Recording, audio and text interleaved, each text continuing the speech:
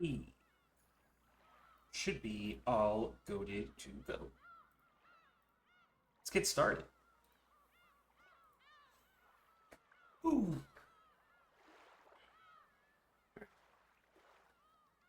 I don't know why. I was in the bathroom earlier and I had to like mentally think and double check, make sure that today was Thursday. You would think I would have this like narrowed down by now, pattern slash clock clockwise, right? But I don't know. Sometimes I just forget. Sometimes the week just blurs by. And hey, we're back again here on Thursdays. So let's get this party started. If I remember correctly, I think last time we were like getting more and more into like I guess the riddle, kind of like solving the riddle and just like asking more questions, spinning the chessboard as he calls it. So I think he's gonna be a little bit more into that, and maybe we'll see the next night happen too. I think we're about due, so let's check it out.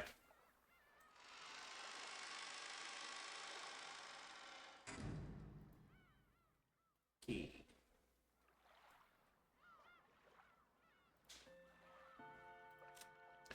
Load. Dude, I still cannot believe. Like, I believed you guys when you first said it, but like, god damn, this is still episode 1. Everything that has happened, everything up to this point, is still episode 1. Which is absolutely crazy to me. And like things that I would have thought had been like one of the more prominent like events or things that happened in this story have still only happened in episode 1. So it's like every time I'm not here and I'm not streaming this, every time now I'm thinking like what happens that has to happen later on in this story that's in 2 and 3. Like what happens in 2 and 3 if we've already started night 1, right? Like I don't know, but I guess we'll find out. We left off here in this little parlor. The uncomfortable atmosphere continued even after those two left. We're sticking with the idea that simply thinking about the culprit's identity would be the same as deciding whom to suspect. It had begun to feel like discussion of the case was itself taboo. Someone mentioned the case, at least out loud. However, those thoughts were what filled our minds. All that we couldn't say aloud made our heads feel like we were going to explode. So, at least on the outside, the parlor had once again regained its calm mood. Everything was left unsettled. Oh my. 少しだけ雨足が弱まった気がするね。I totally also just forgot what happened last time. The gun moment. Natsuki and the gun moment. I totally forgot her versus Eva. Damn! That was exciting. That was exciting. It was interesting. I love that.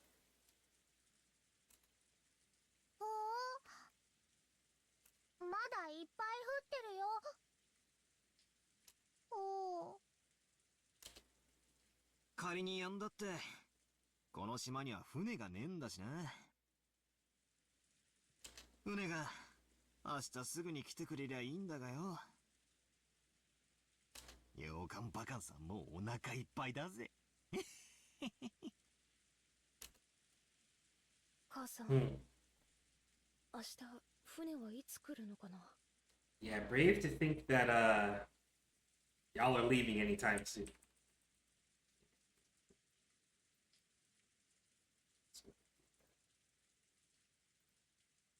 Alright. 本来なら帰りの船は今日の3時に来てくれることになっていました。先方も台風が過ぎてから来直すと電話をしてくれたでしょうが、あいにく電話は普通ですから。でも向こうも子供の使いではありません。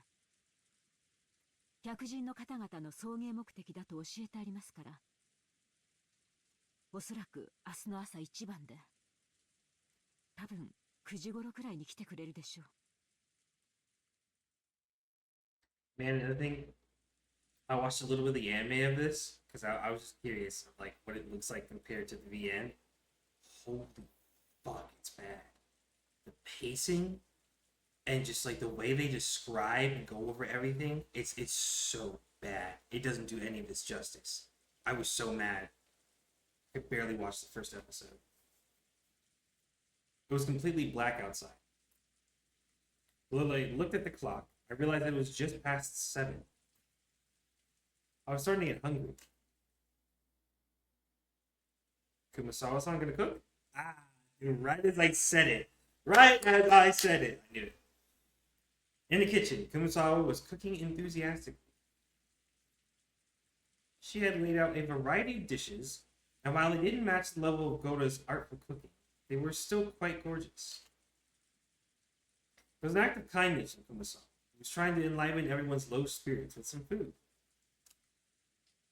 Kumasawa wasn't nearly as talented as a professional cook like Goda, but she was far from unskilled. On the contrary, since she had been brought up in a fishing village, the simple food she created was sometimes highly praised. Kanan arranged the food Kumasawa had finished creating on plates under her direction. Kanan also helped in the kitchen sometimes, but since he was rarely placed in that, he was slightly awkward, even though he tried his best. Self-conscious about the fact that he could cleverly arrange the food, Kanan's expression darkened slightly. But Kumasawa smiled as though everything was fine. きれいに盛り付けられてますよ。カノン君もお上手ですよ。シャノン姉さんだったらもっと綺麗に。 Oh, come on. Don't do that to yourself, man. You're good. Kanan stopped arranging the food for a bit and hung his head low. Shannon was the one who always assisted Kumasawa in her cooking. Tonight, Kanan was doing it instead. And as he remembered Shannon's face, her brutal end grimaced.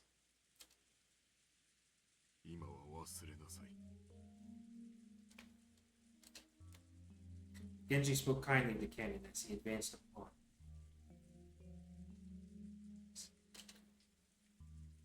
Nanjo had escaped from the parlor once the mood had grown sour, and Genji had become his opponent in a game of chess upon Nanjo's request. はい、 Spinning the chessboard. 今は忘れます。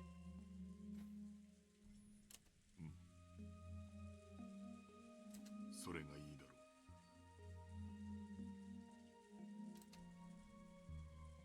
う。 Genji purposefully refrained from facing Kanan as he spoke.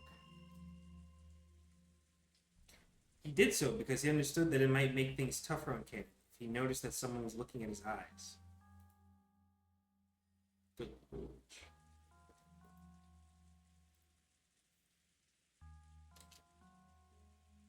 Nanjo also understood that and held back any thoughtless words.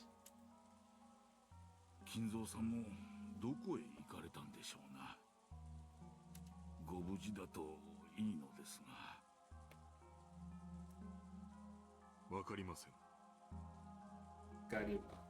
ただ、すべては親方様が望まれ、仕組まれたことのように思っています。 Oh, that's right. We still don't know where he is.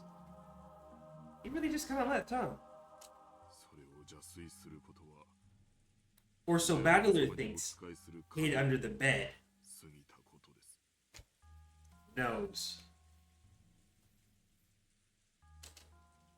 源氏さんは怖くないのですか。私には今夜まだ何か良くないことが起こるような気 Oh, が it して will. 怖いのです。 Actually, speaking of, what is supposed to happen? What are we up to? Second Twilight. Those who remain shall teleport the two who are close. I'm still putting my money on Iba and Hideyoshi, but we'll see. We'll see. 怖いことなど何も。私はただ後ろ宮家にお仕えするだけですので。だけです。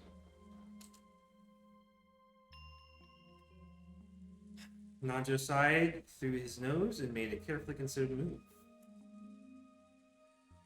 Nanjo was very slightly dubious. Could Genji possibly be thinking that he'd left out of this? He couldn't even imagine what was happening inside the mansion.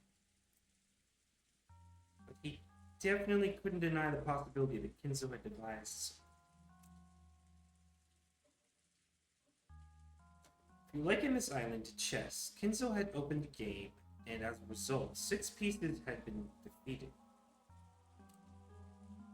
Could it be that Genji was calm because he believed he alone was on the outside of the chessboard and therefore safe? It's possible. We don't exactly know who's safe and who's not. Nanjo thought about it. Isn't everyone just a piece on this chessboard, lined up equally, without any exceptions? It wasn't even Genji who had gained more of Kinzo's trust than anyone. No, who was confident of his position as Kinzo's only close friend. Just another one of the pieces laid out on the chessboard? 源氏さん、私は今夜が本当に怖いのです。 As you should. I'm just more like anxious because I want to know who the two are. 無事に明日の朝を迎えられることを心より願っています。 Wait a minute. Are they foreshadowing?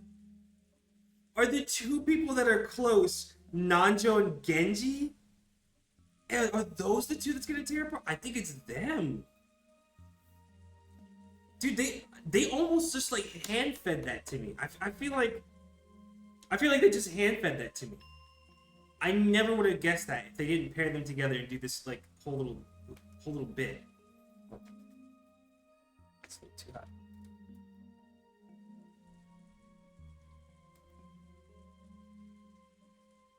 That's good. Yeah, that's good. Dude, I think it's them though. I think it's gonna be these two.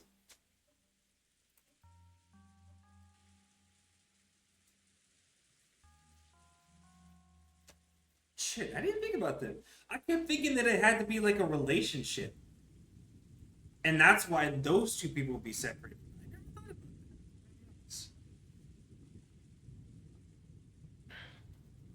The guest room Iba and Hideyoshi moved into had originally been built to house guests before the guest house construction.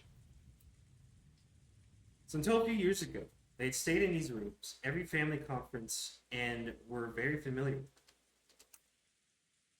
This room was just like a room at a hotel, with a bedroom and a bathroom. So even though they were still shut in, it was far more comfortable than the parlor.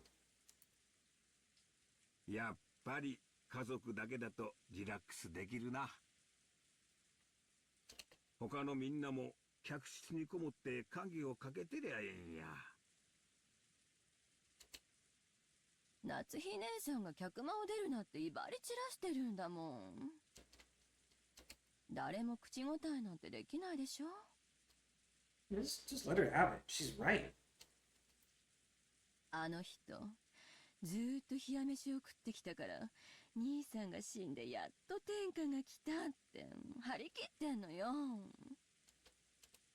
まったく、ずうずうしいったらあるしな。Why is she sounding like a brat? 夏日さんもあれで結構頑張っとるんやで。お前もそう突っかからんでもええやないか。さっきのレシートの件もあそこまでは言い過ぎやで。Agreed. ったってん。あそこで言わなかったらもう言うタイミングがないんだもん。 Eva, sulking cutely and looking at the television, sat alongside Hideyoshi, who was lying on the bed.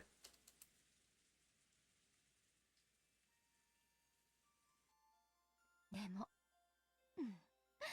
こうして二人きりになるのはずいぶん久しぶりよね。そうやな。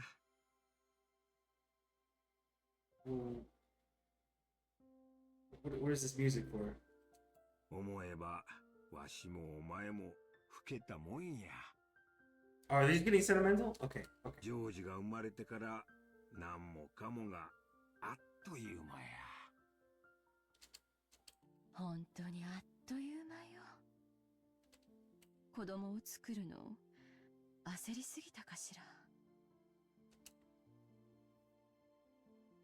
Eva's eyes looked like they were staring off into the distance. Yes, she had thought of it as a once-in-a-lifetime chance.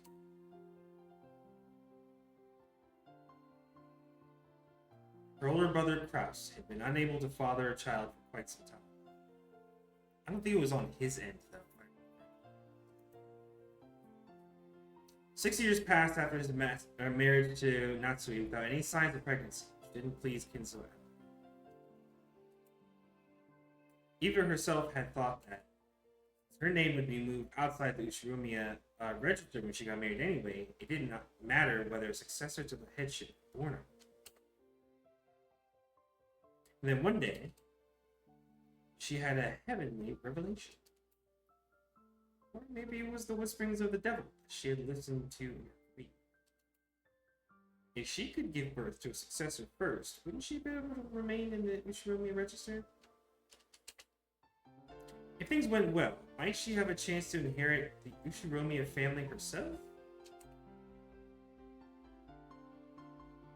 When she proposed this to Hideyoshi, he had approved of it instantly.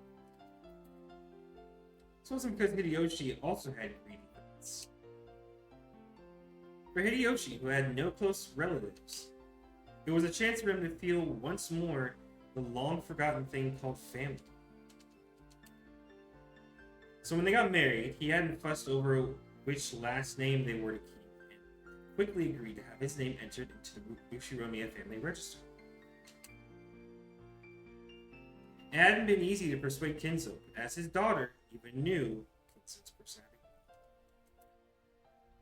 So by choosing the time when Kinzo was most dissatisfied with Natsu, she was magnificently able to make him accept Hideyoshi as an adopted son.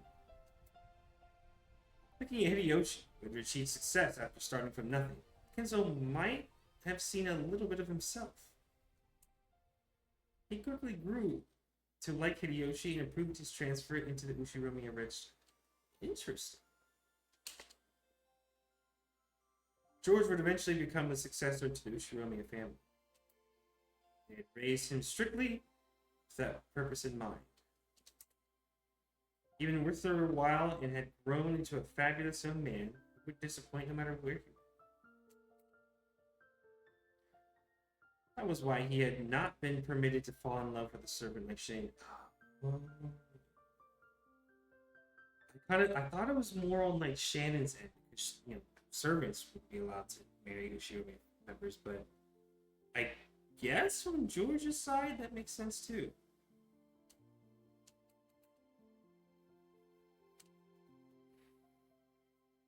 So when she learned that Shannon was dead and the engagement was now invalid,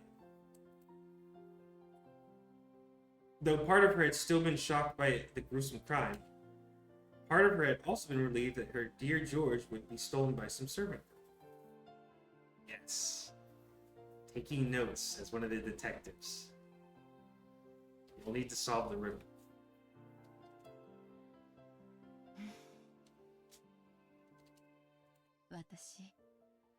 私クラウス兄さんのことが昔から嫌いだったわ。偉そうで威張ってて、自分がやがては当主になるのだと自慢してて、それに一矢報いてやりたかった。でもそれは子供の頃の感情なのよ。でもその感情は結局自分の人生のほとんどを支配した。それだけならまだいい。その感情はあなたやジョージまで巻き込んで振り回してしまった。エヴァ、備え自分を責めるな。Hideyoshi got up and held Eva's shoulder. She could feel a warm understanding. わしはな、自分の人生はもうとっくに折り返しに入っとる。でもな、今日までの生活を後悔したことは一度もないで。一度もや。エヴァと一緒で他の男どもじゃ味わえん楽しい人生になったと思っとる。戦争で身寄りを失ったわしにもう一度家族のぬくもりを教えてくれた。だから後宮の家には感謝しとるし、わしの唯一の家だと思っとる。わしとお前が歩んできた人生にな、無駄なことなんか何にもなかった。今日までほんまに楽しい人生やったで。Happy Thursdays. Welcome in, Bedwards. Welcome in.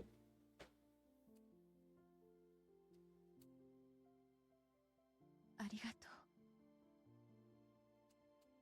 あなた。Eva hung her head, burying her face in Hideyoshi's chest. Probably, no one in the parlor could even imagine this side of Eva existed. 感謝するのはわしや。今日までお前と一緒にいて後悔した日なんてあらへん。私もよ。あなたと一緒になれてよかった。ジョージももう立派な大人や。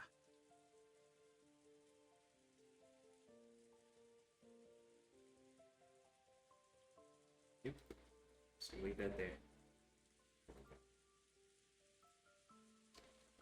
わしが見張ってなくてもしっかり仕事ができる一人前や。で、正月あたりをのんびりモルジブあたりで過ごさんか？ Is that Maldives? Maldives? Where is that? わしら二人水いらずや。いやよ。毎年年賀状の返礼で寝る暇もないとか言ってるじゃない。次の正月だけはなしや。年賀状は見ん。黙って下のお年玉くじだけチェックするんや。今年はカラーテレビくらい当てたいで。A color TV. Oh, wait. Yeah, what time period is this? 19... What is this? 86? 85? Right? 1986? Okay, yeah, I was close. Okay. いや I forgot. Him saying color TV, I was like, what? That makes sense. モルジブでお年玉くじのチェックなんてしたくない。じゃあそいつもなしや。水いらずのんびりでジョージが生まれる直前の新婚時代の続きをちょいとしてみんか？ I think they could use it. それならいいわね。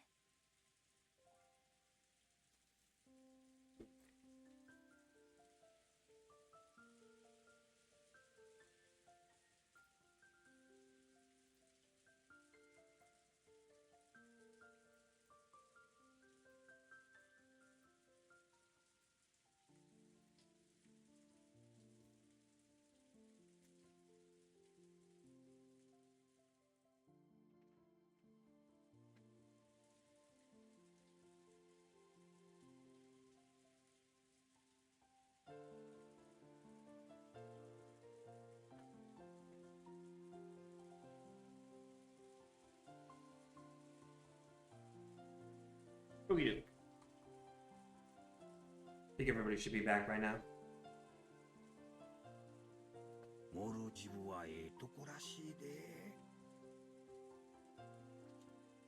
なんもない島に美しいサンゴ礁と水上コテージが並んでてな。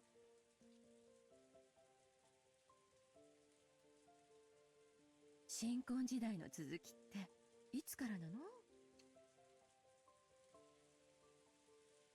仕事納めしたらすぐや。 Oh, I just now saw that. Having it before cell phones makes it so much better. Yeah. That's why they literally have those old ones where it's like on the wall and it has the what's it called? Like the circle numpad thing. Yeah, I think the way it works is you start at the top and then you drag it to the number you want to dial and then let go. And you just do that over and over. Yeah, rotary phone, yes. That's what it's called. Yeah, that's what I was thinking of. レコーデンに聞いてみんとわからんが、多分大晦日前には。 I was fortunately born after that period. Though I don't think it would have been hard to use. いや、今すぐがいい。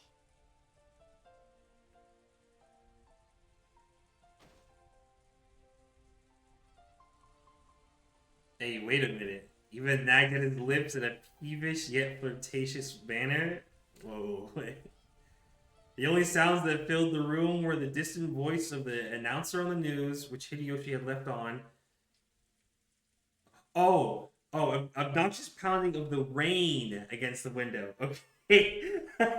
My brain stopped right there. My brain stopped right here. I was like, no way. I thought they were about to describe it. All right. There's no way. Okay. Going at it after half your family was murdered is crazy work. No, it really is, though. And literally, not only that, half the family was murdered, right? And then two, this is after Eva just had a gun pointed at her from Natsuhi. That thing happened not too long before this, when she snapped and then it was just both of them yelling back and forth. It was the receipt bit. She just had a gun pointed in her face. Like, she's actually, yes, literally built different. That's the only way I can describe her. She's just built different. That's really it.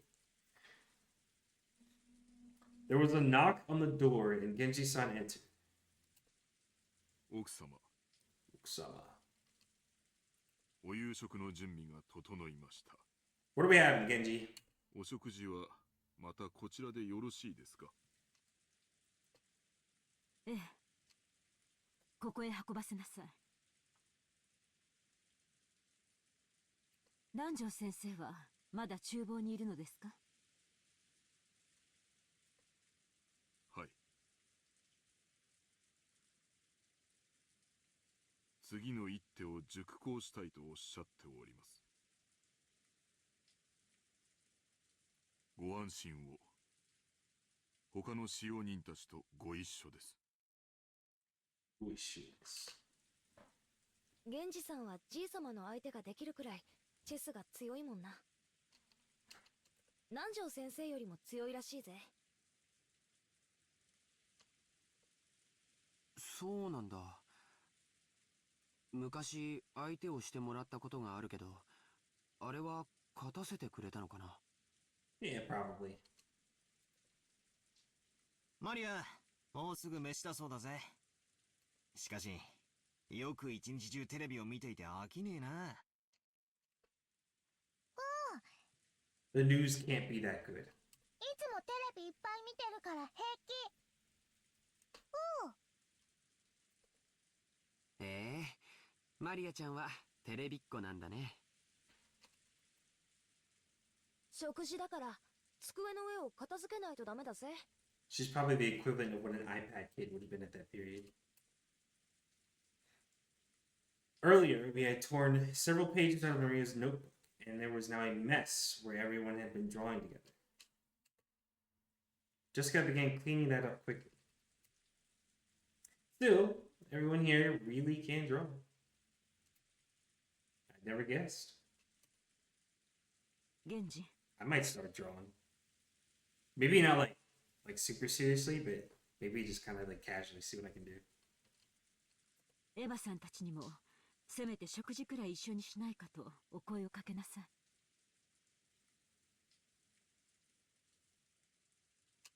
どうせ断るでしょうが。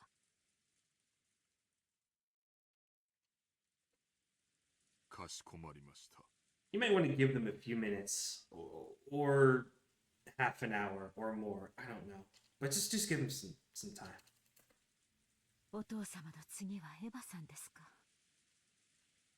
つくづく後ろ宮家の食卓には全員が揃いませんね。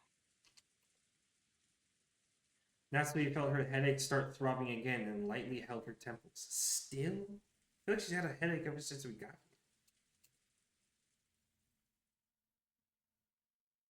What does she have? The distance from the kitchen to the parlor wasn't that great, so Genji had gone and come back by himself, but the guest room was a little farther away. Natsume had warned him to avoid being alone whenever possible.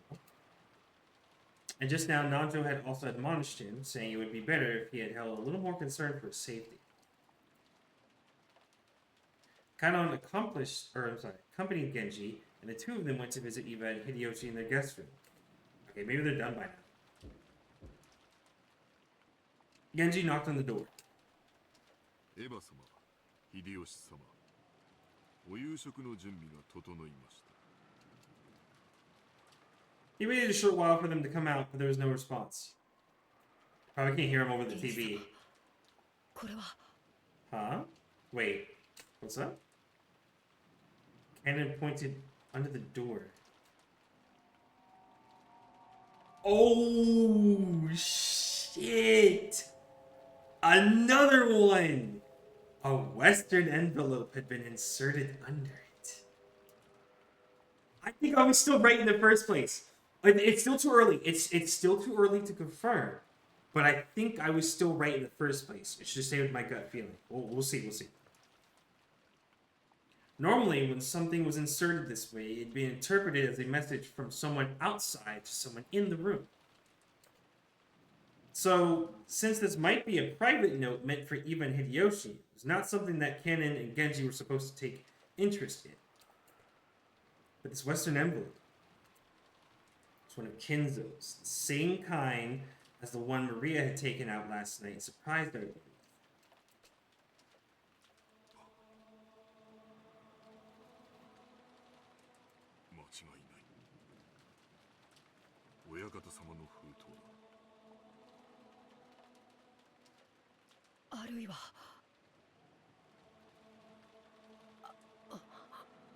Oh. Even though this was one of Kinzo's envelopes, the letter Maria read aloud the previous night hadn't come from Kinzo.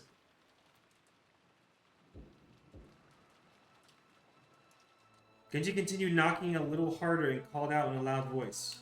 Eva-sama! Eva-sama! Genji de gozaimasu. Irashaimasu ka? I think it's the TV. お返事をお願いいたします。エヴァ様。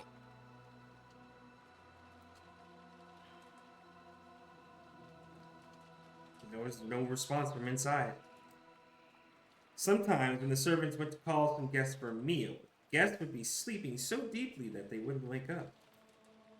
Times like that, the servants would stick a letter in the door to show that it was time to come out and leave the guests be. But despite that, Genji beat even harder in the door and called out Eva's name. However, there was no answer. I think they're still in there. But it's just, I'm pretty sure it's just a TV. Kanon stuck his ear up to the door, held his breath, and listened for any sounds coming from inside. テレビの音らしきものが。でも気配が感じられません。Are they gonna break in, like right in the middle of it? お部屋は空っぽかも。Genji took out a handkerchief and, careful not to touch it with his bare hands, gently pulled out the envelope that had been stuck under the door. It was sealed with deep red sealing wax. Without a doubt, the mark on that sealing wax had come from the Ushiromiya family head's ring. エヴァ様、エヴァ様、どうかお返事を。もうお部屋にはいらっしゃいませんか。 They're not cooked, right? There's no way. But there was still no answer. There was a chance that those two were aimlessly walking around the mansion. This was the home Eva had grown up in. There was plenty of reason to think that she had gone out on a casual stroll. Genji groped around in his pocket and pulled out the bundle of keys, which contained the key that would open the guest room. Oh, he's gonna do it! He's gonna do it! Come on, what's in there? What's in there? Let's see it, let's see it. Kennen also understood what this meant. They would sometimes unlock the doors so they could go in and do things like make the beds, but only after they had made sure the guests were out. To unlock the door for any other reason, and especially to do so when there was a chance the guests hadn't given permission and might still be in there, was an action unbecoming of a servant. But Genji had decided, oh, there's no way. There's no way. If the only problem had been that his knock hadn't received a reply, he wouldn't have gone this far. But the envelope under the door was doubtlessly one of Kinzo's. Or rather, one of the Western envelopes of the Ushiromiya family. Are they implying that Kinzo's not the head by saying that alternative? Implying it's Beatrice? After last night, the sender of this envelope could be someone other than Kinzo. This letter hadn't been sent by someone else. Shit. After giving that final notice, Genji stuck one of the keys from the bundle into the keyhole, and there was the sound of the door unlocking. And after slowly turning the knob, he slowly started opening the door.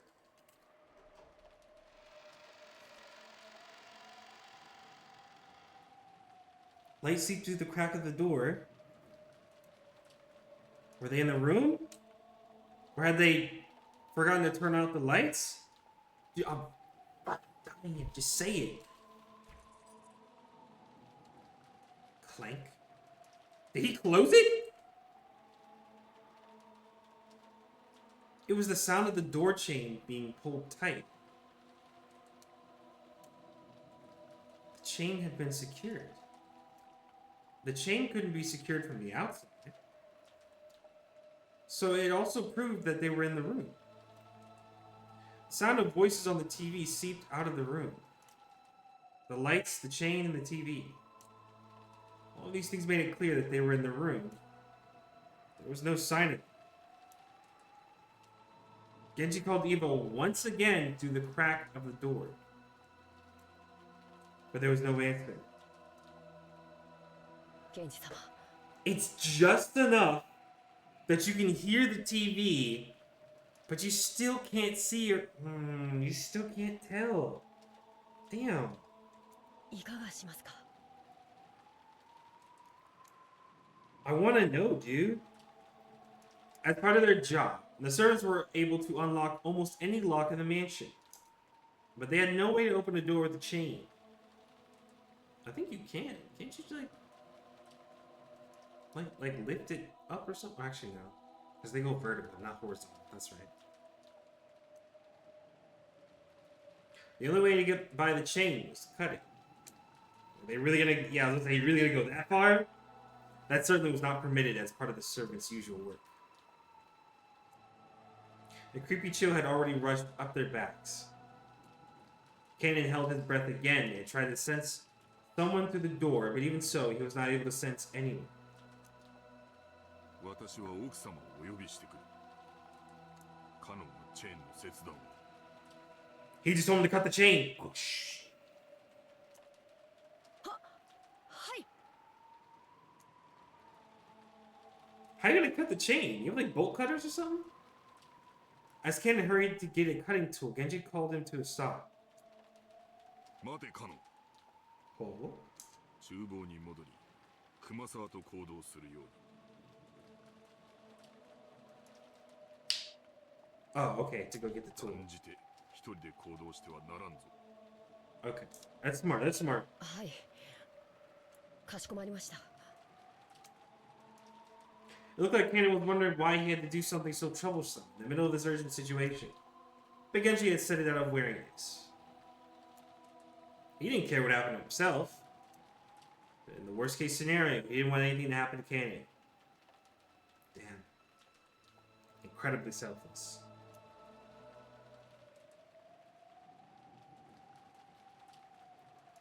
In the kitchen, Kumasawa was piling food on the serving cart.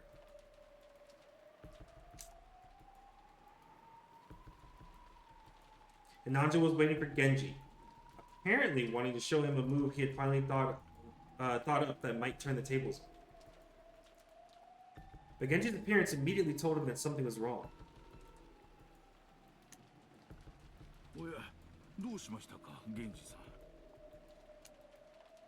南條先生、申し訳ありませんが、この勝負は一度中断させてください。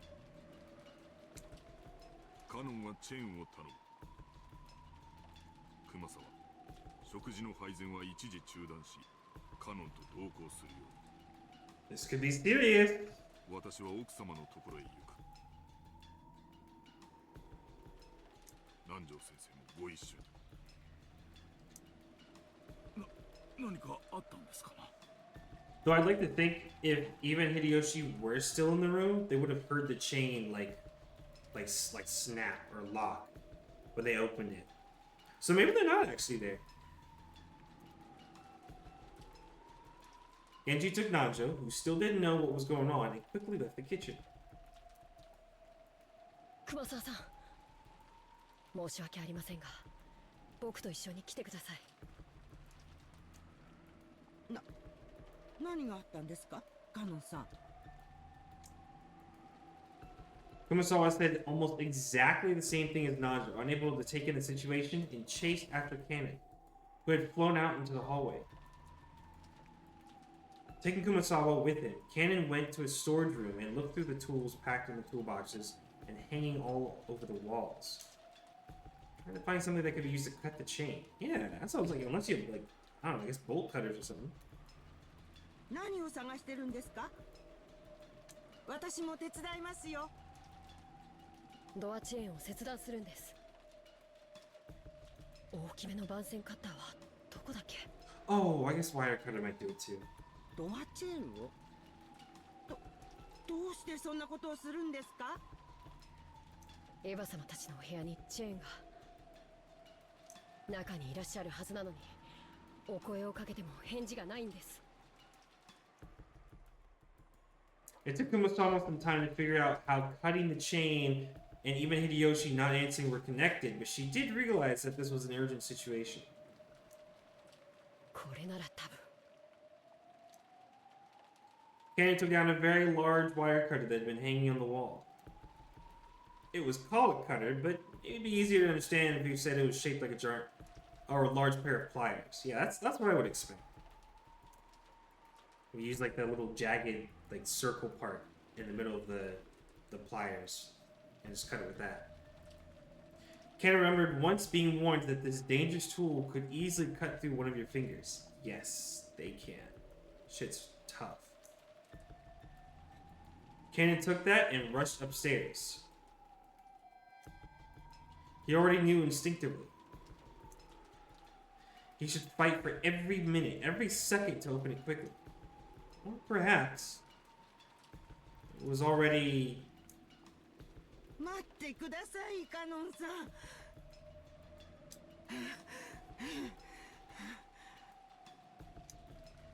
早く。Kumasama eventually caught up with him, gasping for breath with both hands on her knees. Yeah, she's not young like you, bro. When Ken changed his grip on the wire cutters and looked up at the door, he let out an ah, struck speechless. Oh no. God damn it. No. God damn it, dude. I really wanted to like give them the benefit of the doubt.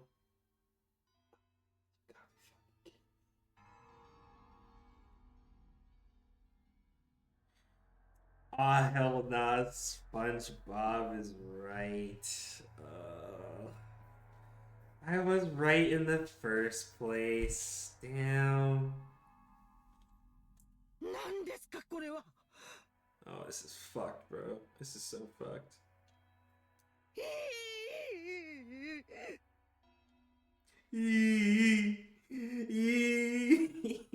Said one sound effect. Kumasawa screamed weakly, her face pallid. That was no surprise. Because, right there, on the door, just like the magic circle, had been drawn out on the shutter of those, of the Rose Garden storehouse. There was another eerie shape drawn with a blood-like paint. However, it would be odd to call this one a magic circle. This looks like a door. Because unlike what most people would expect, it wasn't a circle with shapes drawn inside of it. No. But a slightly more complicated geometric shape. However, those strange characters filling in the gaps, which weren't from the alphabet, were the same kind as the ones on the magic circle on the shutter. Alright, we're gonna need Beatrice to explain this one. I don't know any of this Old Testament shit. But the thing that had kind of struck speechless wasn't how eerie the magic circle was. It was that something like this hadn't been here a short while ago. First, he had taken a trip back to the kitchen. After that, he'd gone to the storage room to grab a tool and headed right back. Put those together, and it couldn't have been more than 5 minutes. How could someone add something this creepy during that period of time? And as though it had just been drawn, almost like the door itself was bleeding, several unsettling vertical red lines slowly dripped down, getting longer and longer.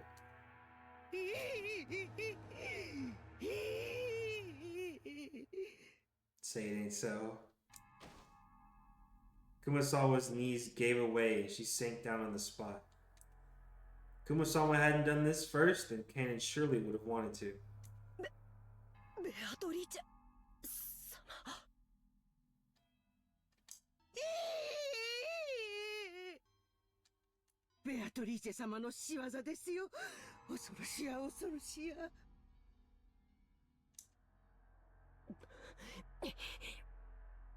It's bad.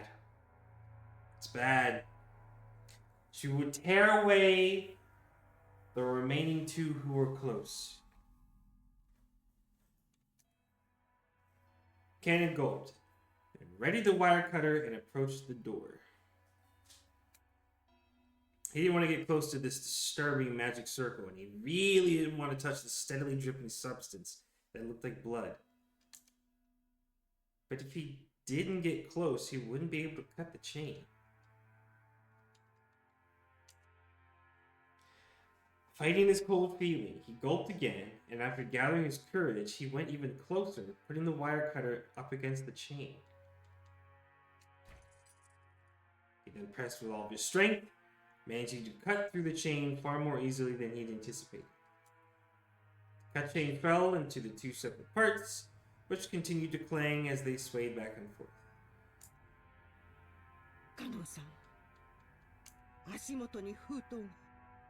Wait, a second one? Oh no, it's the same one. I think it's the same one. They just didn't pick it up. しかもこれは親方様のもの。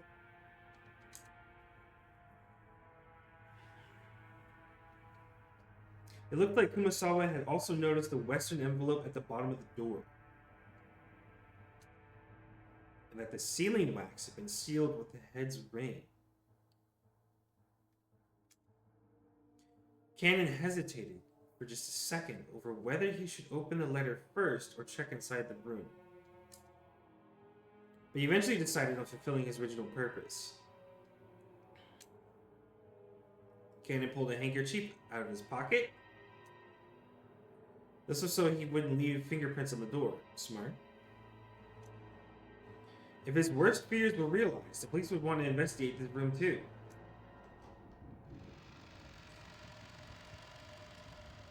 He slowly pushed the door open. He was able to more clearly hear the sound of the television, which had been seeping out faintly this whole time. Eva-sama. Are they here? Oh, okay. Eva was lying face up on the bed.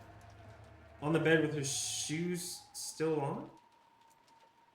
Kumasama, who had fearfully entered after Cannon and who was hiding behind his back, screamed a short eek again when she saw Eva like that. Eva's shoes had been the first part of her that Cannon had seen, so the oddness of wearing shoes in bed was the first thing to strike him. But when Eva's head shifted into his line of sight, oh, did she get fucked up too? Cannon couldn't help but let out a short scream like Kumasawa. Right in the middle of Eva's forehead, something had been placed? Something... What? Something was growing there? No? Right in the center of her forehead. Was it an old-fashioned knife? Oh, is that how she went out? Oh, what is this Terraria-ass music? Wait. That or some weapon like it was sticking out.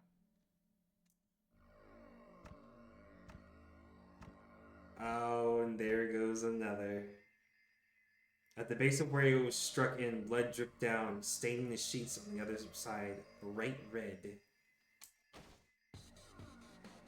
Oh, shit. Kumasawa's knees gave way once more, and she sank down on the floor. Her mouth kept flapping open and closed, but she couldn't even scream. Eva was dead, with some kind of weapon sticking out of her forehead. Oh, it just updated.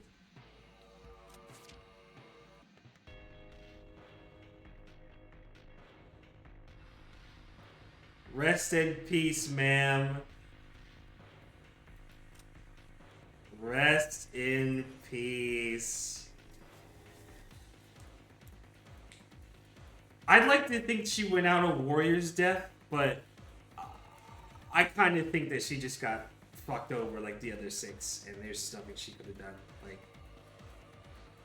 found on the bed of a guest room inside the mansion with a weapon resembling an ice pick sticking out of her forehead. Oh, that's what it was. That skinny little metal, like, pick thing, and like a wooden handle, and like an ice pick, like you would chisel ice with. It's fucked. I hope that was post. Well, actually, no, it couldn't have been post. It's probably killer. Fucked up, dude.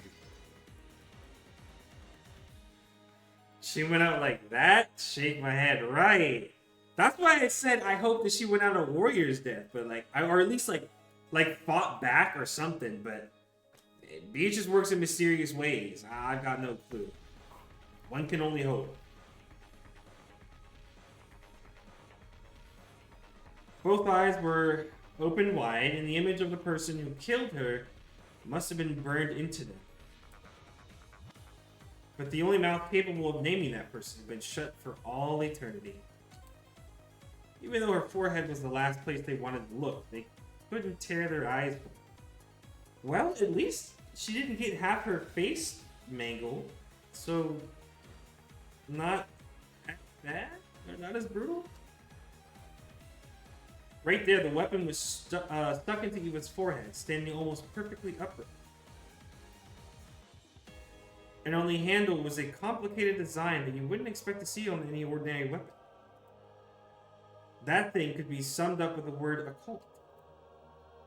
It was a vulgar object with a design that might have been some demon? That's right. How did he go out?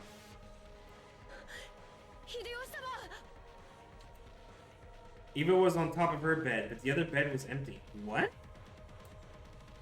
Where was Hideyoshi? Oh, he's not even there? What happened to him? Did Beatrice take him? After taking a backwards glance at Kumasawa, still on her knees and stupefied, he checked the bathroom just in case. At the moment he opened the door, he was greeted by steam and the sound of the shower. Was he just casually taking a shower? Wait, what? The bathroom was of the same familiar style as most hotel bathrooms. When taking a shower, a waterproof curtain was used to keep water from flying out.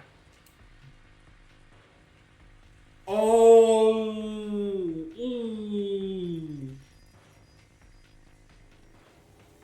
It actually shows the object in there.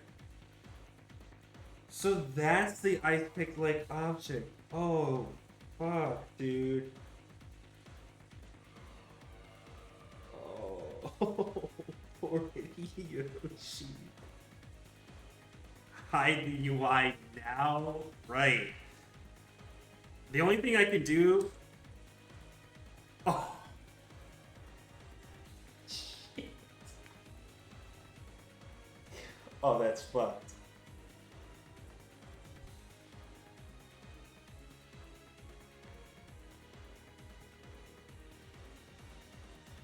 Oh, man. Bro's a unicorn. Right. An inverted unicorn. This should look like the drill that pierced the heavens. Magic deniers be like, his body just did that. He slipped in the shower and fell onto the ice pick. That's literally what happened, guys. It was just sitting there in the bathtub and he dropped the soap, slipped, and fell forward onto it. Accidents happen, right? Fucked. Shower was too hot? Yep. Too hot, too steamy. That waterproof curtain was half open. And lying tumbled down in the bathtub was Hideyoshi, completely naked with both eyes open.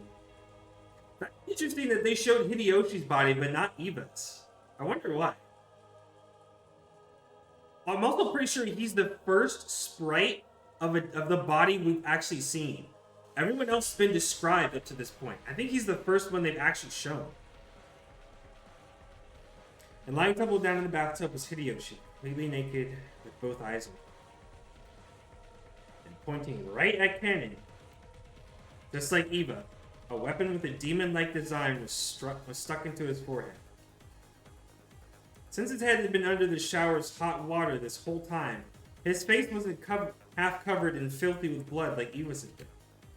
But the sight of him dead while still taking a shower was tragic enough. Oh, and our boy's been updated. Hideyoshi, we knew thy well. Rest in peace.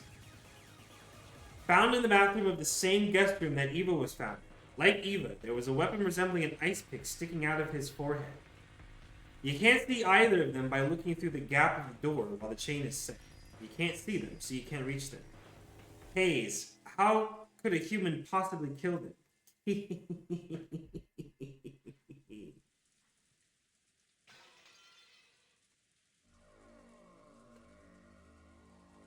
Just then, they heard Natsui's voice coming from the hall.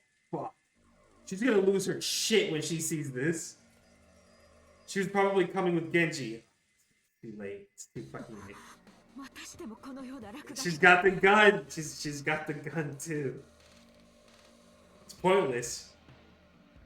Yeah, alright. Right.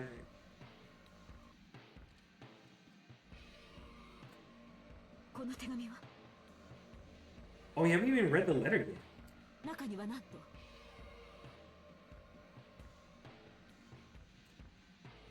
いえ、まだ読んでおりません。 She do got that shit on. Always got that heat iron. That iron on her hip. That heat on her, iron on that hip. うかつに触らん方がいいですな。犯人の指紋が残っとるかもしれん。警察に渡した方がいい。 Always got that motherfucking heat. Yeah. わざわざ手紙を残すくらいです。 Has anybody checked to see if it's been loaded? どうせ指紋など残っていません。 As Natsui said that, she picked up the envelope. Imagine if this shit's not even loaded, it's just empty this whole damn time.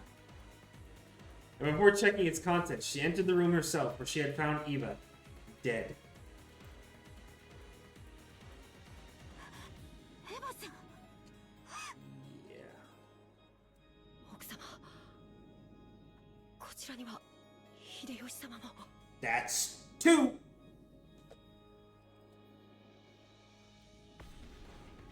これはむごいですな。カナ、シャワーを止めてあげなさい。 Yeah, it's washing away evidence. 気の毒にも程があります。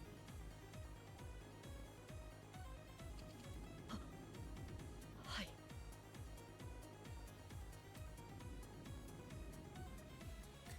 Kanon gripped his handkerchief and twisted the valve, turning off the shower. In the bathtub, a small jar of body soap had fallen with its cap on. Oh, did he really drop the soap? It really looked like he'd been attacked while taking a shower. There was still a small splash of blood clinging to the white bathtub. And the combination of red and white made a horrible contrast. 南條先生。わかった。市販は出とらん。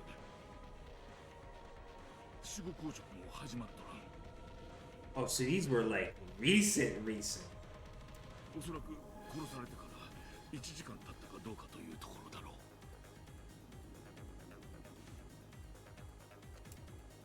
う。しかしこのような柄の短い凶器で頭蓋骨を。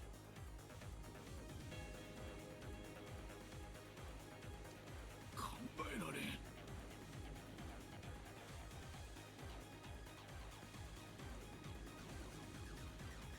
Nanjo checked their pulse and their pupils, making certain of their deaths once more. As Cannon watched this business-like treatment, he thought, couldn't you tell at a glance that they were dead without doing all that?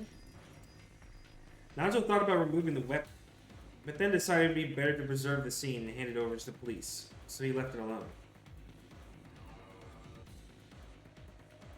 But a close inspection of the base showed that it didn't have a blade. In fact, it was more conical than blade-shaped. He noticed that, rather than a knife, it was more like a short-handled spear, something with a shape better suited for thrusting than slicing. Well, yeah, I mean, that's why it's jabbed in his head. Rather than a short spear, you might call it a thick ice pick. Anyway, after looking at this scene, no further words were needed to describe what sort of terrible purpose such eerily designed weapons were originally made for. Nor was it necessary to explain how they carried out their function. Natsui, hoping to escape the repulsive steam filling the bathroom as soon as she could, covered her mouth with a handkerchief and dashed from the room. Just viewing their gruesome bodies for an instant had been enough to burn the image into her eyes. Yeah.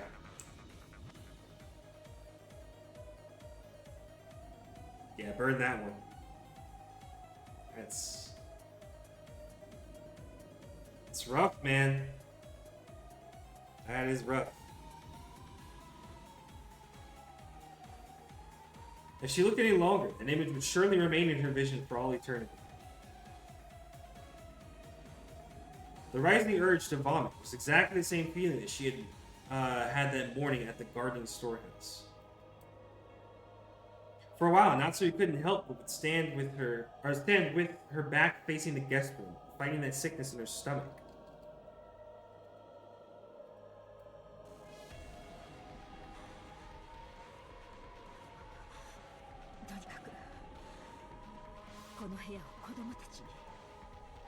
It's so Jover.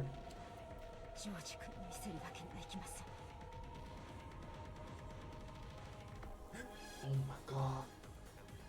I haven't even thought about George's reaction. Oh my god. Imagine losing the love of your life that you just proposed to the night before, and then the very next night also lose your parents. Like, what do you even do at that point? What can you say or do at that point, bro?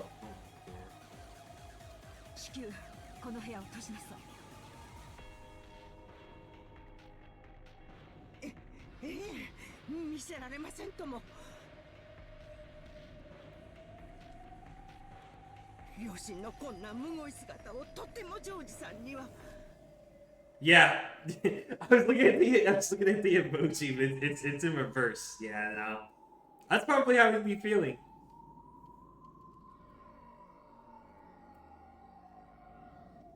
But they could tell that those fiercely racing footsteps in the hallway belonged to George, even before he came dashing into the room. Oh shit, it's too late. It's too late. George and the other children had been waiting in the parlor. However, when they saw Genji speak to Natsu, when they saw her turn pale and fly out of the parlor, they felt a sense of foreboding. And when they saw a large group of people gathered around the guest room, they were sure of it.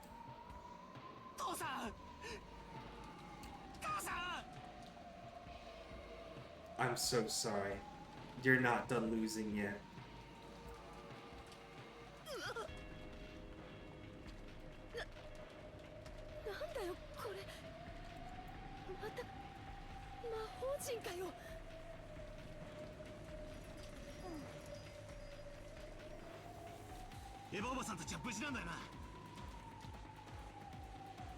Who wants to tell him?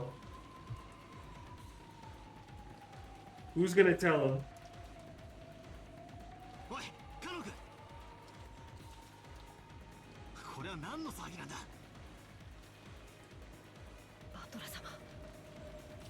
I don't think I've seen that canon expression.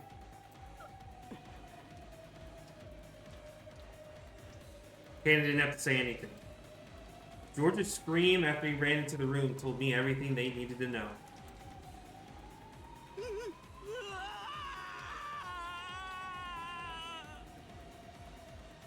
God damn it. I hate seeing him like this.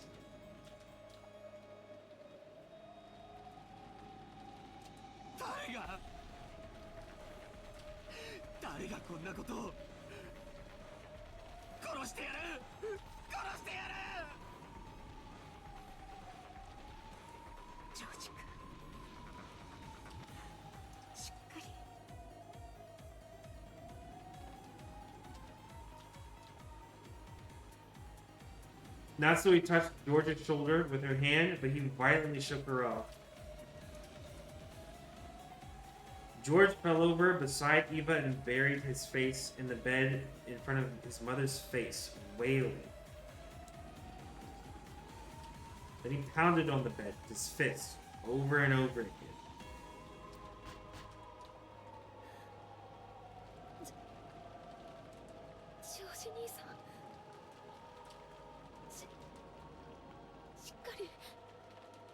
I understand them just wanting to be supportive in a time like this. That's all anybody really wants, but I just don't think there's anything you can do here. There's nothing you can do here. There's nothing you can say.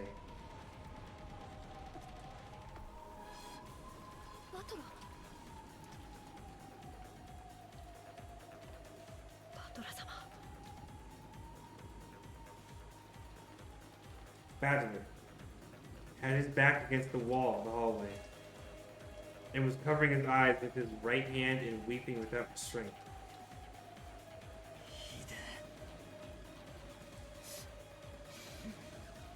ひでえぜ。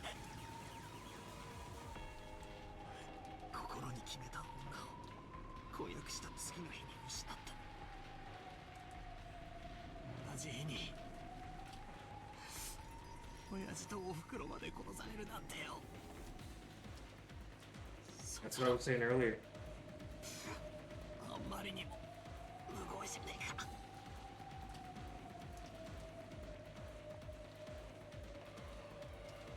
Of course, it's sad whenever anyone dies, no matter who it is.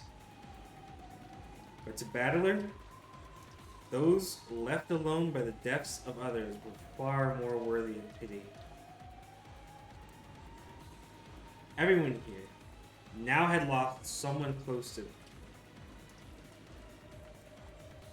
George wasn't the only one to be pitied. However, George's pain was far greater than everyone else's. バトラー。そりゃよ、人はいつか死ぬぜ。人間誰だっていつか死別の悲しみと戦わなきゃならねえ日が来るだろうよ。でもよ、そいつは兄貴にとってはずっと未来の話で、しかもそいつは一つずつ順番に訪れるべきもんじゃねえかよ。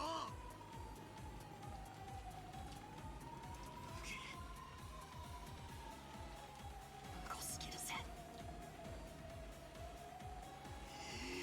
やろうやろう。少しは人の情けってもんがねえのかよ。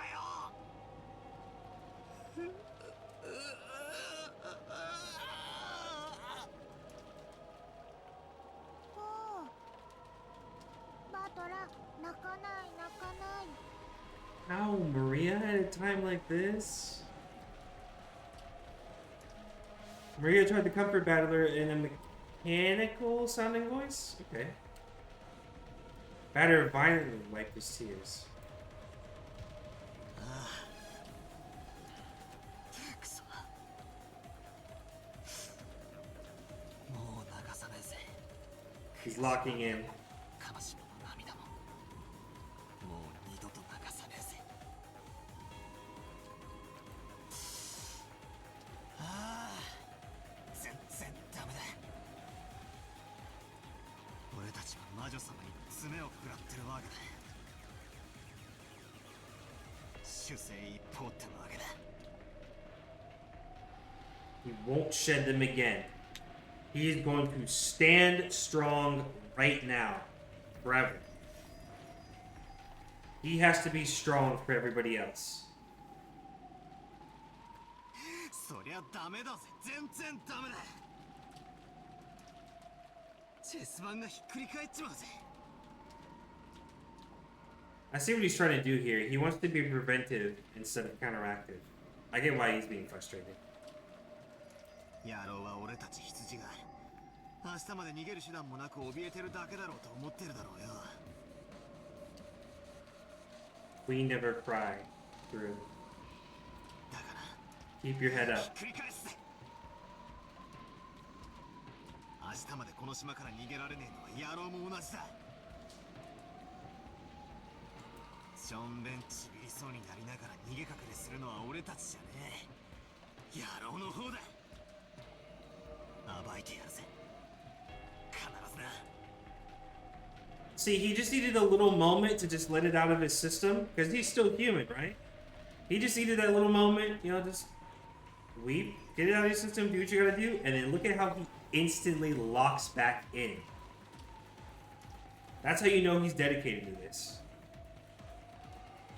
明日まで He's gonna be the one to solve it. に。いや、明日なんか待たねえ。今夜だ。今夜中にその胸ぐらをつかみ上げてやる。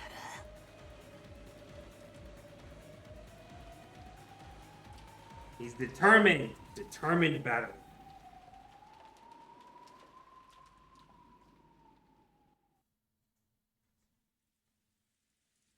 Now, how do we deal with this situation? この部屋は警察が来るまでこのままにして施錠します。いいですね。That's why they announced it as though she didn't care whether they agreed or not.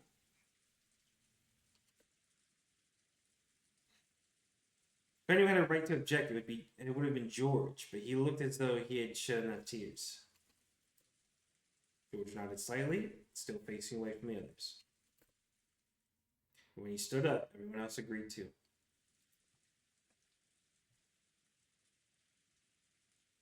Not so he still hadn't opened that western envelope of the family head that she'd picked up. Oh, that's right, we never read that.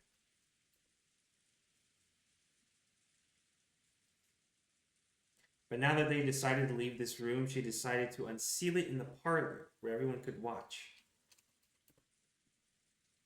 As soon as they walked out into the hallway, they head back into the parlor.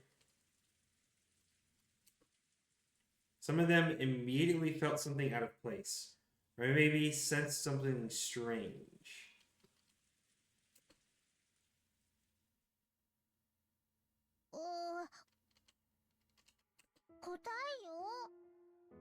Stinks?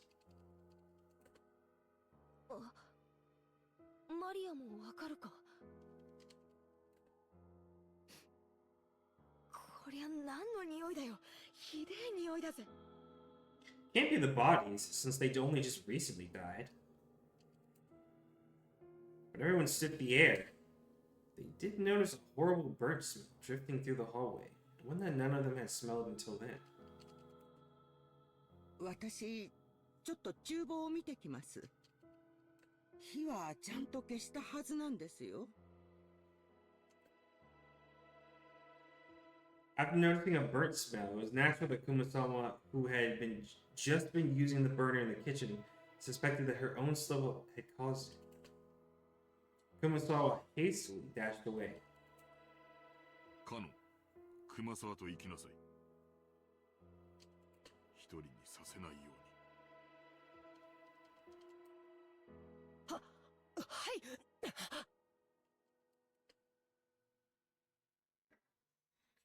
After nodding at Genji's order, Kanan followed after her. He wasn't running, but as he followed, he tried to search for the cause of the smell in the other directions as well. 臭い。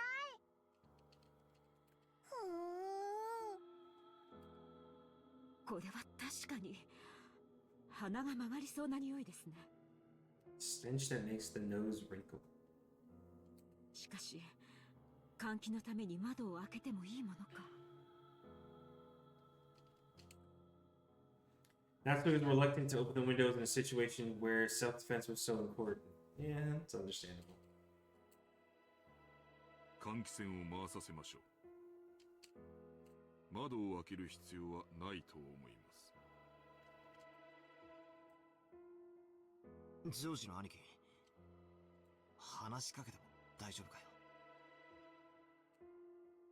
犯人を探す相談なら構わないよ。He was ready to kill whoever the person is. Of course he would. Seems that George had managed to climb out of the abyss of sorrow. And he locked the fuck in too. Damn.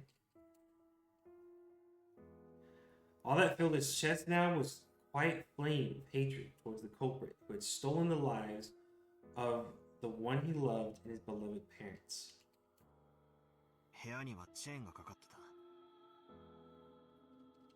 さっき構造を見たが、とても外から細工できる代物じゃねえ。つまり、完璧な密室だったってことだ。そうなるね。バラ庭園の倉庫の時は、シャッターの鍵を使用人室からこっそりと持ち出したのだろうとか、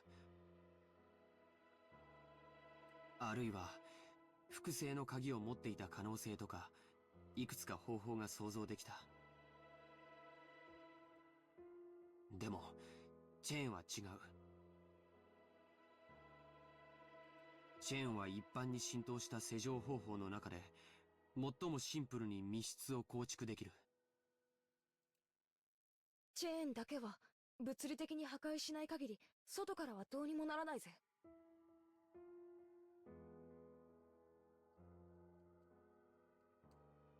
じゃあつまり犯人は扉からは出入りしなかったってことなのか。こりゃ面白いや。つい数時間ほど前にも扉以外でどうやって部屋から出入りしたのかってみんなで騒いだ気 That's がするぜ。 true. They did talk about that during the receipt bit, yeah. And now here we are, kind of in a similar situation.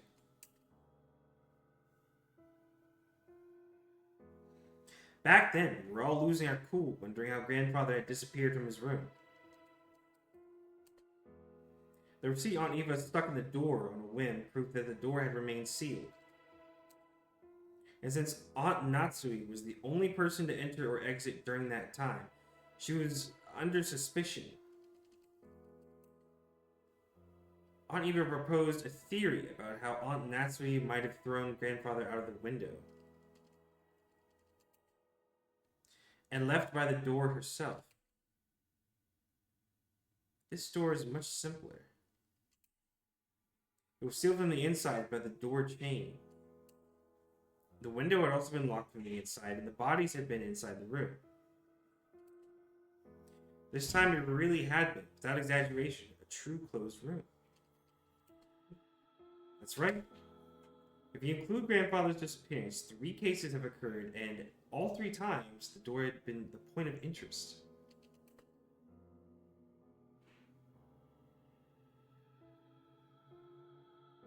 The first was the shutter. There is a key in the servant room, and if we assume someone knew about that, this can't really be called a closed room.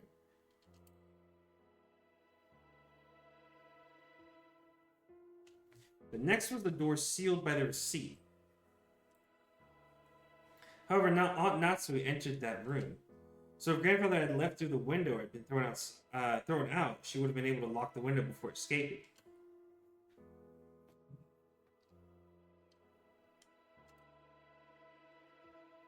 Or, like my theory, grandfather could have hidden until the receipt was gone and left the room later. Basically, this door can be defeated with a handful of desperate tricks. In that sense, you really can't call this one a closed room either.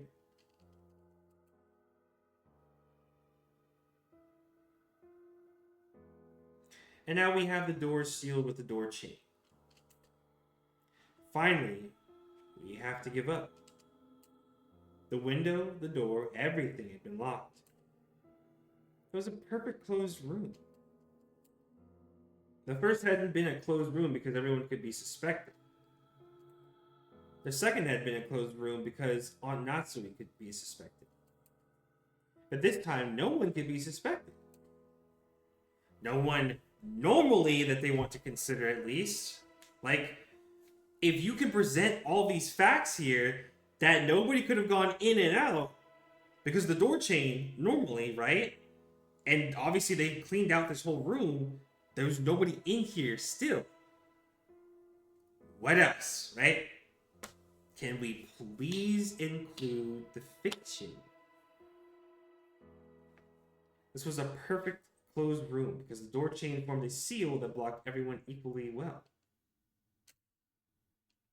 なら、犯人は室内に入らずに犯行に及んだ。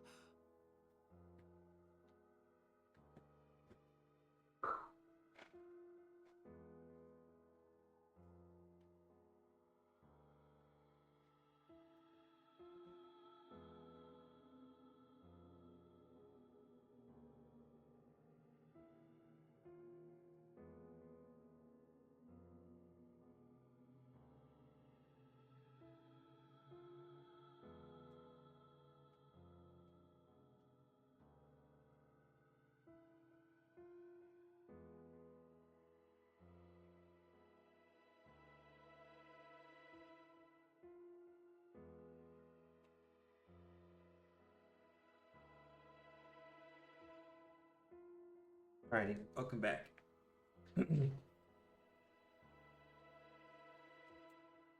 Oops, wrong thing. 部屋の外から何らかの方法で。確かに。チェーンである以上、人が通れるほどは開けなくても、多少の隙間を空けることができる。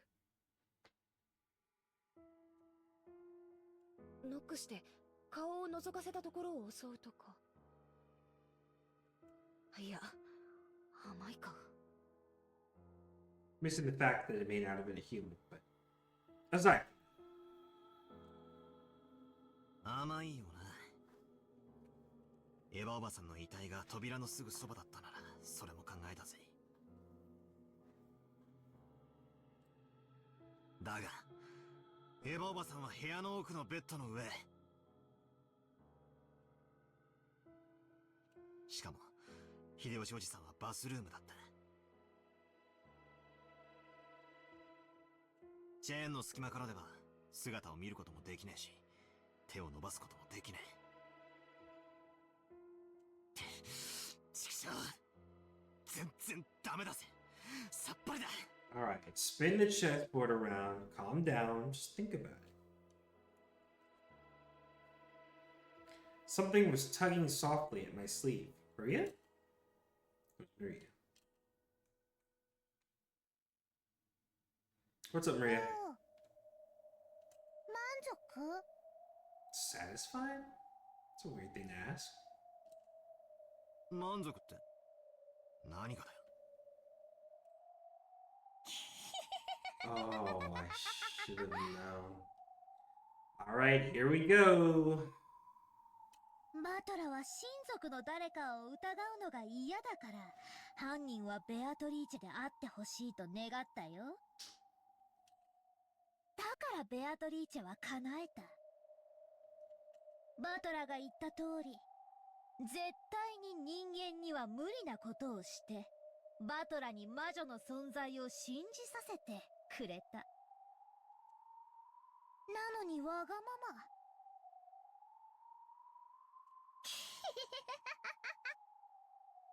Yeah, but is he gonna believe it?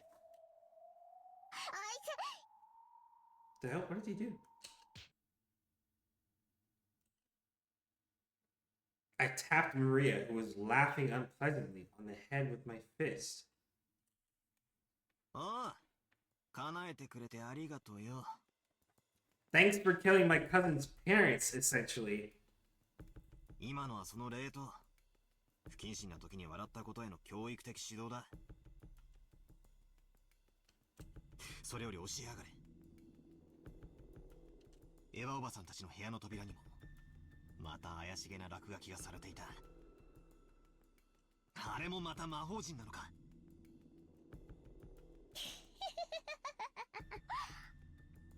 あれは特に覚えやすい特徴的な形なんだから、あのくらい知っててほしいね。あいて。We're laughing. 知らねえから花を持たせてやってんだ。ごちゃごちゃ言わねえで解説しろい。Are you serious? Okay. Alright. バトラは暴力的だね。あんまり意地悪すると教えないよ。あいて。 And he still did it? That's crazy. 言うよこのげんこつ男。 Oh, okay. あれは月の一の魔法陣だよ。 First magic circle of the moon. 何の意味がある？その魔法陣のご利益は？書かれてるヘブライ語の意味は？記されているのは旧約聖書詩編第107編の16節。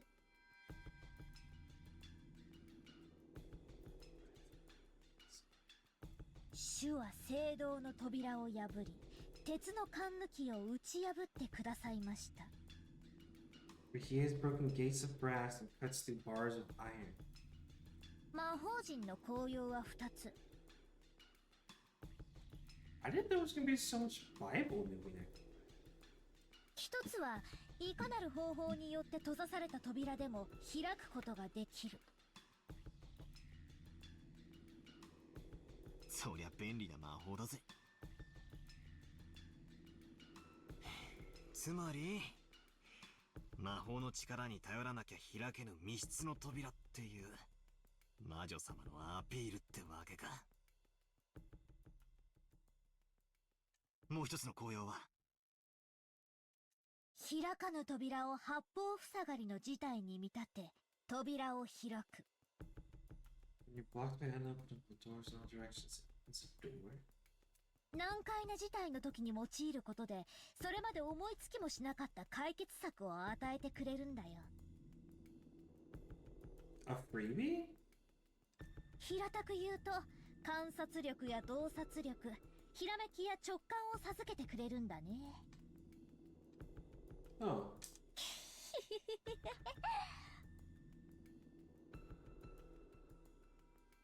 So one, to open a door, regardless of how it was locked, and then two, to have like a eureka moment, essentially.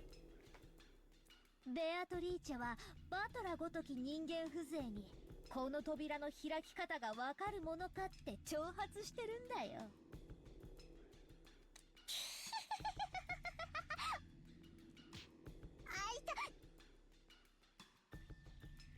よーし、もう黙れご苦労。 Good work, so shut up. 上等だぜ。その魔女の挑戦受けてやら。マリアちゃん、この世に魔女も悪魔も存在しない。 Oh my god, man. Why did you say that? Did you just say that? 父さんと母さんは誰かが殺した。それが僕のよく知る人間なのか知らない人間なのかはわからない。でもそのどちらであっても必ず人間なんだ。 Dude, I need a tinfoil hat when I start reading this. That's how I feel.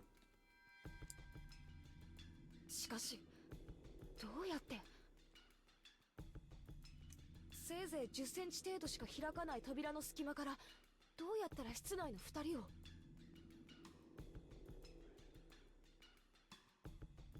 それにしても耐え難い匂いです。 Oh, that's right. The smell 一 is 体 still 何 going 事な on. のですか。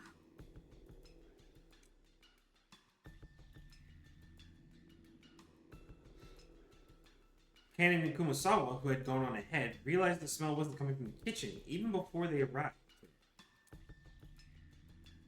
That's because they noticed an even thicker wave of stench rising up from the stairs leading to the basement, which they had passed on their way to the kitchen. ボイラー室。 The boiler room? またボイラーの調子が悪いんでしょうか。 What if there's a body burning in there? Those stairs led to the underground boiler room. The mansion's boiler was old and in poor condition. Both of them had witnessed problems with the boiler on several occasions, but they had never smelled the boiler belching out a stench like this before. Oh? 今の音は。 What was that? Oh, I thought there was a door closing. The thing they heard from the basement was definitely the sound of a door closing. Oh, okay. Kumasawa had phrased it as a question, but she already knew it couldn't be anything else. Kumasawa was so surprised at the sound that her knees gave away yet again, she cowered. After all, that very moment, no one could have been in the boiler room. So there is the 19th person then, right? Off of this alone, there's gotta be a 19th person. Like, confirmed. Just a few seconds ago, everyone had been crowded together around even Hideyoshi's room. Sue calls the sound of a door closing just now.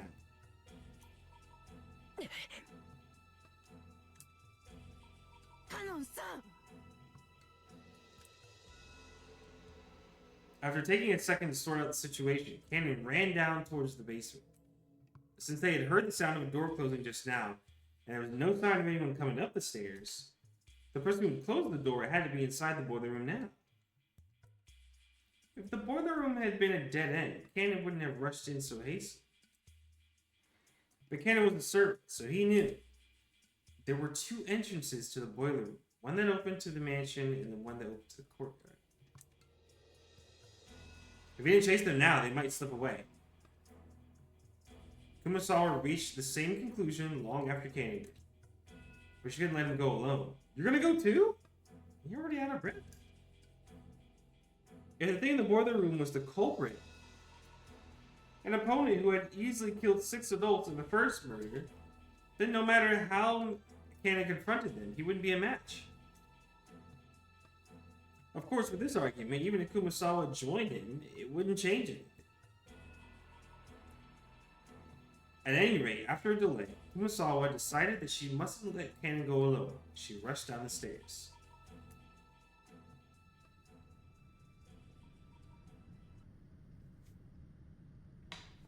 Insert the boiler room. That time, Cannon was already in the boiler room. The boiler room's characteristic damp heat tormented him. It had always been an unpleasantly smelling in a hot place. Now, on top of it, the room was full of that horrible stench, which made Cannon feel like he was going to be sick. There was no doubt that this room was the source. I think it's the bodies from the storehouse. That's going to be my guess. In that case, Cannon should have been searching for where the smell was coming from. However, Cannon kept gazing straight forward as he grabbed a hatchet from a tool shelf just off to the side of the door. He didn't stretch out his hand because he wanted a hatchet. He wanted to grab a weapon, any weapon. Why?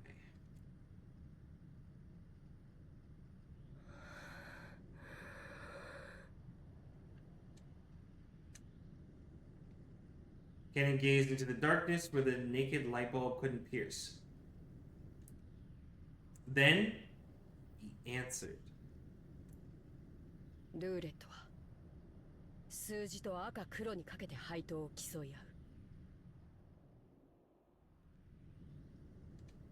だが赤か黒かのようなリスクの低い賭けはその程度の配当しか与えられない。 The words coming from Cannon's mouth were swallowed up by the darkness. That darkness suddenly started to swirl, glittering.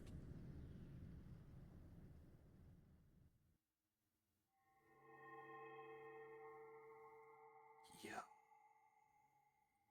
That's the Beatrice butterflies. Right?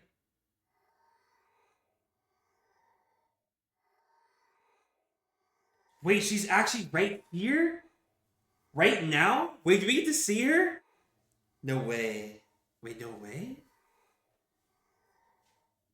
It was such a fantastical scene. Golden, sparkling butterflies that hid in the shadows all over the boiler room. Flapped their wings, twinkling beautifully, and gathered into the darkness, disappearing. And he continued speaking, directing his words at the darkness as it swallowed the butterflies up. As the butterflies gathered into the darkness, they probably, no. They would certainly laugh. But Cannon continued to speak without faltering in the slightest. 逆により的中率の低いかけ方をすればそのリスクに比例した配当が与えられる。親方様は天文学的なリスクを的中できることを奇跡と呼び、その結果得られる天文学的な配当を魔法と呼んでいた。Magic deniers. Who was it that was just talking about magic deniers? It's right here. 親方様とお前がどんな魔法を求めてルーレットに挑んでいるのか、そんなことには興味ない。しかし、お前は忘れている。Oh yeah? They forgot that you're him? ルーレットには赤でも黒でもない目が出うることを忘れている。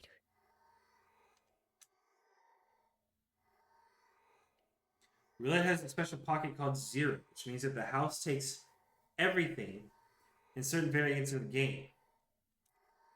This means that all of the coins bet on the table will be swept up just as though everyone has forfeit. 僕は一つだけ心に決めていた。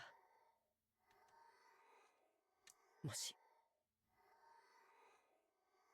シャノンが殺されて僕が生き残るようなことがあったなら、 He predicted this? この身を投げ出してお前のルーレットをすべて台無しにしてやろうと。 Oh god, wait. Right here, right now. Hold on. Hold on. Cannon? これは親方様が決めたルールでも、ましてやお前が決めたルールでもない。 Wait, what? このルールは僕が作った。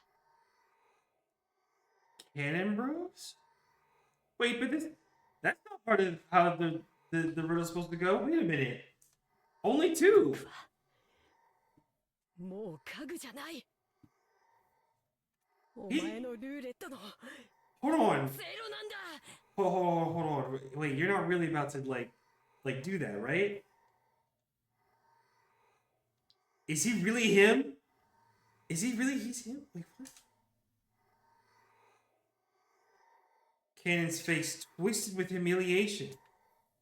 It was clear that this defiance against his own weakness was being ridiculed somehow. Cannon's brow creased even further, and a fierce expression that he had never shown to anyone appeared on his face. The hand grasping the hatchet was shaking. Wait! Cannon! His sweat became drops, which slid downward. It was clear that the emotion causing Cannon's hand to shake wasn't just anger. However, Cannon suppressed that emotion. 僕はもうお前の言葉に惑わされたりはしない。悪魔のルーレットはこれでおしまいだ。 By acting out of turn? Is that what he's trying to do? Like, 地獄にてさらに1000年。次の召喚者を待つがいい。 Cannon? ベアドリーチ Oh god. What did he just... When Cannon raised the hatchet and tried to dive into the darkness definitely sneered. It sneered at that courage as if it were vulgar, lazy, futile, and meaningless. Well, and?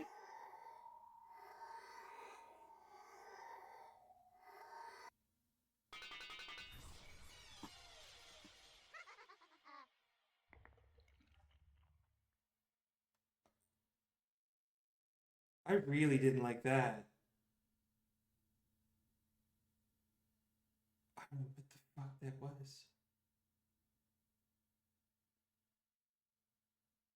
Cannon, his hatchet still held aloft, couldn't take another step after that.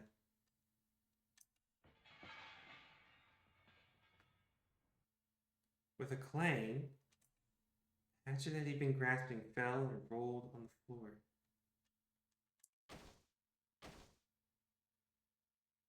And following that, with a pair of thuds, Cannon's knees hit left, then right.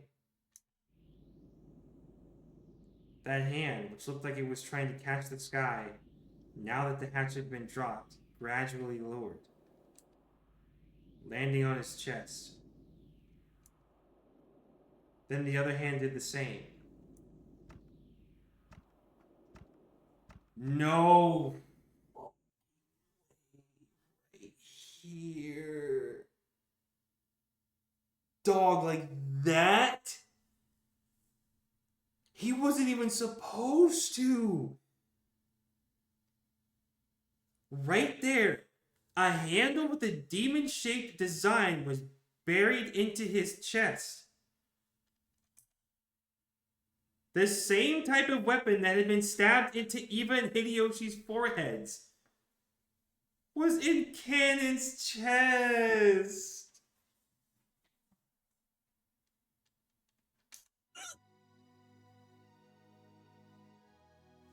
Come on. Folded, bro. Oh, you weren't even part of the riddle. You weren't like that was just extra. What did you possibly think was gonna happen?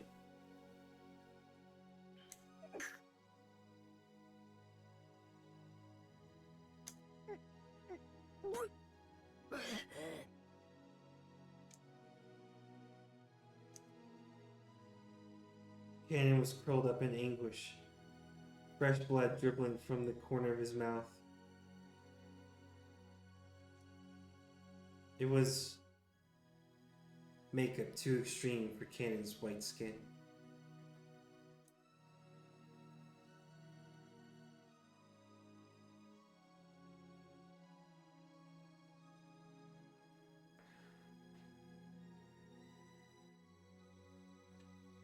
Around this scene, the glittering gold butterflies danced through the darkness, mesmerizing. It was a beautiful, beautiful dance. A funeral march, tribute, ridicule, and contempt for a single boy's self-sacrifice. Kanon had already been prepared for his own death.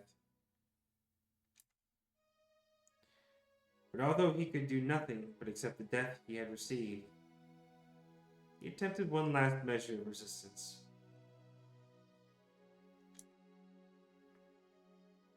He grasped the handle of the weapon sticking into his chest with both hands.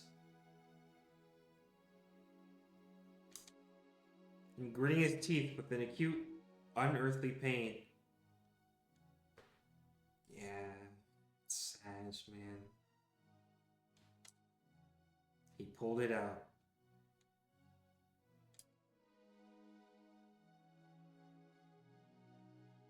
For only a moment, a bright red spray gushed out. It made an unpleasant bloop sound. It probably resembled the sound of Kanon's soul as it was sucked into the swamp of the dead.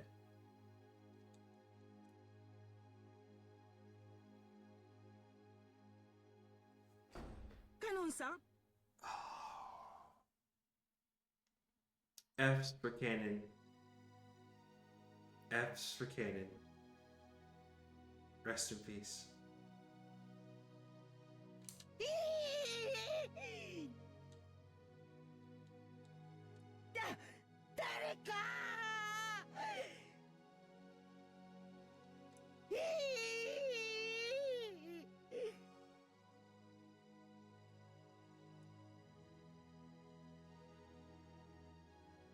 Kumasawa screamed at the incomprehensible sight in front of her.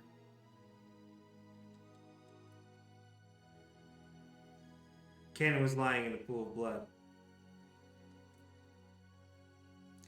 Kumasawa's heart was a complete mess.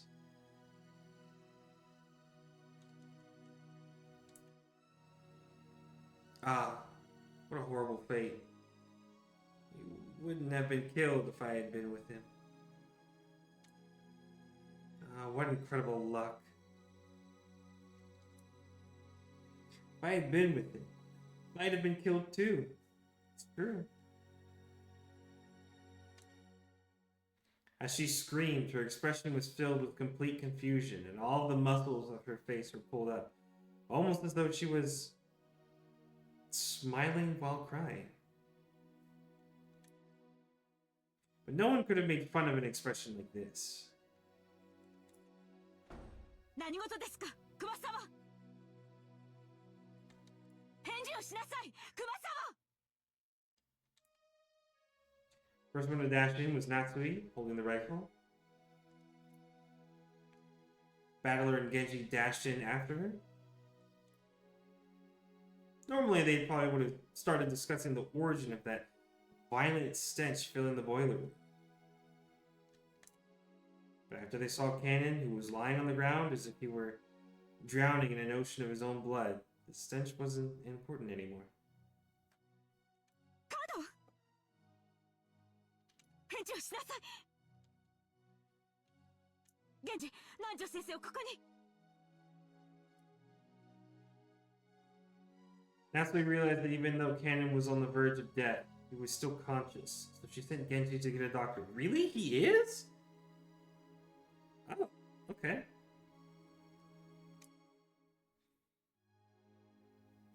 Natsui, holding the rifle aloft, faced the darkness in the center of that boiler room and shouted. そこに隠れているものは何者です。おとなしく出てきなさい。そちらから出てこないなら容赦なく撃ちます。 Okay, I guess it is loaded then. You wouldn't bluff that far. おばさん、照らすぜ。 Flashbang. Battler, thinking quickly, took a large flashlight from the tool shelf alongside the door and used its light to cut through the darkness Natsui was glaring into. But the light only shone on mechanical-looking piping and a door. The door had been left open, a small crack, and it was obvious that someone had left through there in a hurry. 夏日おばさん、あの扉はどこへ。源氏、あの扉はどこに通じているのですか。中庭です。逃がすかよ。くそ、この野郎。 Go get him, champ. Battler let out a war cry as he slammed into the door. Cool air from outside suddenly rushed in. There were some thin, rough stairs leading up. Battler ran up them, shouting. 待ちなさい、バトラ君。 It's too late. 一人では危険です。 Yep. We already know he's not getting picked off then. So he's lucky this time. Natsui was also rushing up the stairs, chasing after Battler. They were in the courtyard. The courtyard of the mansion had been built strictly for lighting purposes, so it wasn't a very elegant place. Because it was surrounded on all sides, the air was calm and completely undisturbed, even though they could hear the sound of strong winds. There was only the gentle, sorrowful rain. As he ran through the cold and scattered raindrops, dashing up the stairs into the courtyard, Battler looked in every direction. Of course, the odds of him finding a suspicious silhouette just standing around nonchalantly were pretty much zero. Battler spun, looking all around. He turned again, and again. He kept spinning until he almost lost his sense of direction, spinning the chessboard. He prayed that he would see the culprit somewhere in the scenery. Yeah, that's accurate. But there was no chance. All he saw as he spun was more and more of the mansion's heartless walls and windows.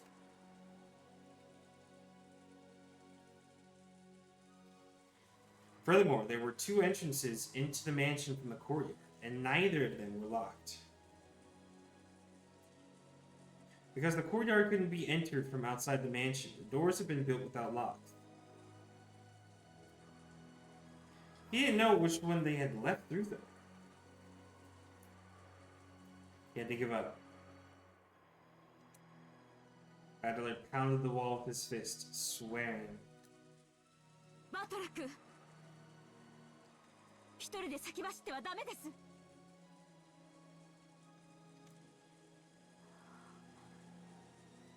バトラ君。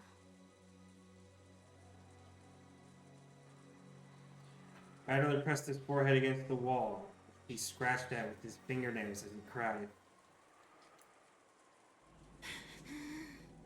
畜生畜生畜生。平和おばさんに秀吉おじさん、さらにカノン君かよ。6人も殺しやがった。飽き足らずさらに3人も殺しやがった。ふざけるなふざけるな。エヴァおばさんも秀吉おじさんも昔からいつも優しくしてくれる愉快なおばさんたちだったじゃねえかよ。カノン君とは昨日会ったばかりだが、きっとこれから仲良くなれたと思うぜ。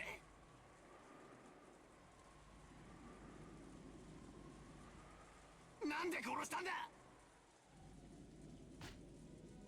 どうしてどうして。 Actually, I didn't think about this, but since Canon wasn't part of who was supposed to die, what does this mean for the rest of the roulette / the riddles? I wonder how that's going to change things. 人ってのはな、殺しちまったらな、二度と生き返らねえんだぞ。 Or maybe it even doesn't. I don't know. タケノコみてえにひょいひょい生えてきちゃ来ねえんだぞ。どうして殺すんだよ。どうしてどうして。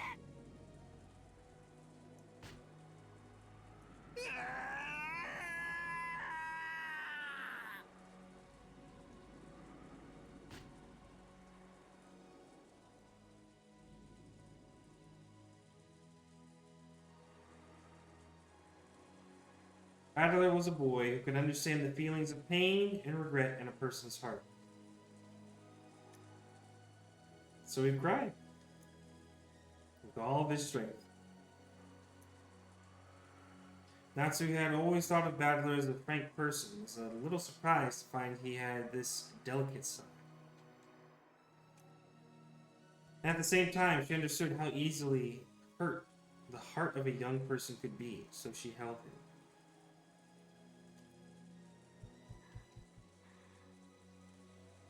大丈夫です。あなたもジョージ君もマリアちゃんもジェシカも私は絶対に守ります。母として、そして後宮家の代表として。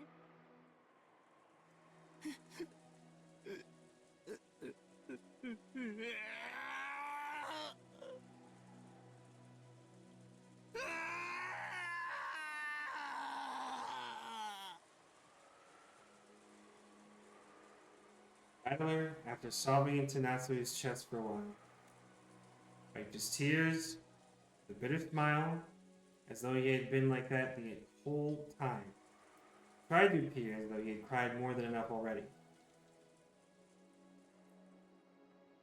とにかく一度下に戻りましょう。犯人を探すより自分たちの身を守る方が最優先です。明日になれば船が来る。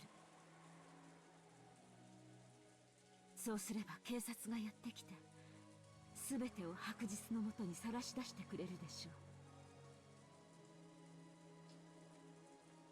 犯人がどうあがこうともこの島から逃げられるものですか。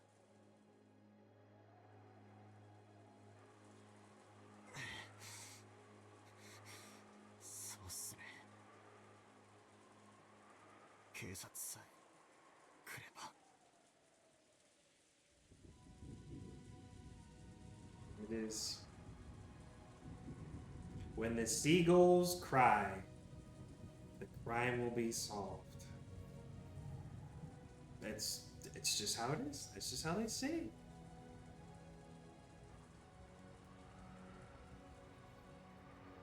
But for some reason, Battler felt a slight sense of uneasiness, as if the seagulls would never cry again. That couldn't be true. When the typhoon passed, surely the lively seagulls will return to the harbor. Surely.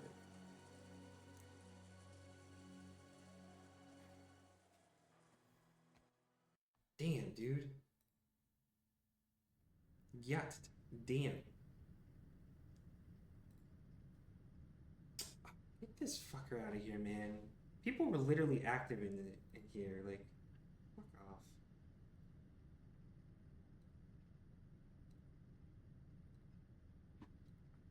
Anyways.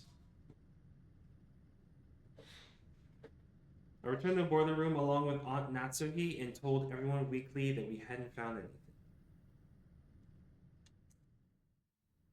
We heard that Dr. Nanjo and George Aniki had carried Kanan-kun to the servant room. Oh, let me also save real quick.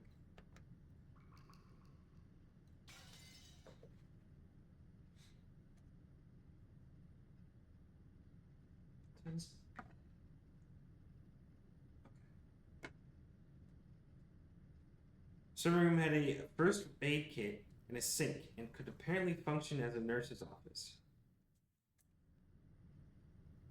Kumasawa-san and Jessica had accompanied them. Stains from Kanan-kun's blood remained on the floor. Judging by the large amount of blood loss and the ruthless shape of the weapon that had fallen carelessly to the ground, I figured that Dr. Nanjo's treatment would probably end in vain. That weapon was doubtlessly the same type that had been struck in Aunt Eva and Uncle Hideyoshi's foreheads. But wait, isn't the demonic design on the handle a little different? There seem to be some small differences in that part. Still, as far as their overall shape was concerned, the weapons were all of the same type. Though it seemed brutal, we had left the weapon struck into Aunt Eva and Uncle Hideyoshi to preserve the crime scene. So this was the first time we were able to have a perfect view of the entire weapon.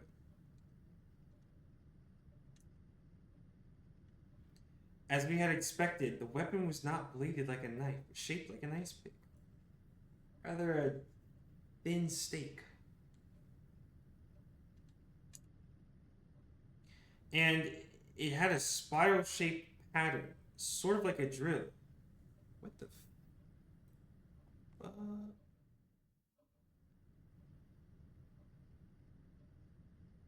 Okay. Sorry, I had to close something.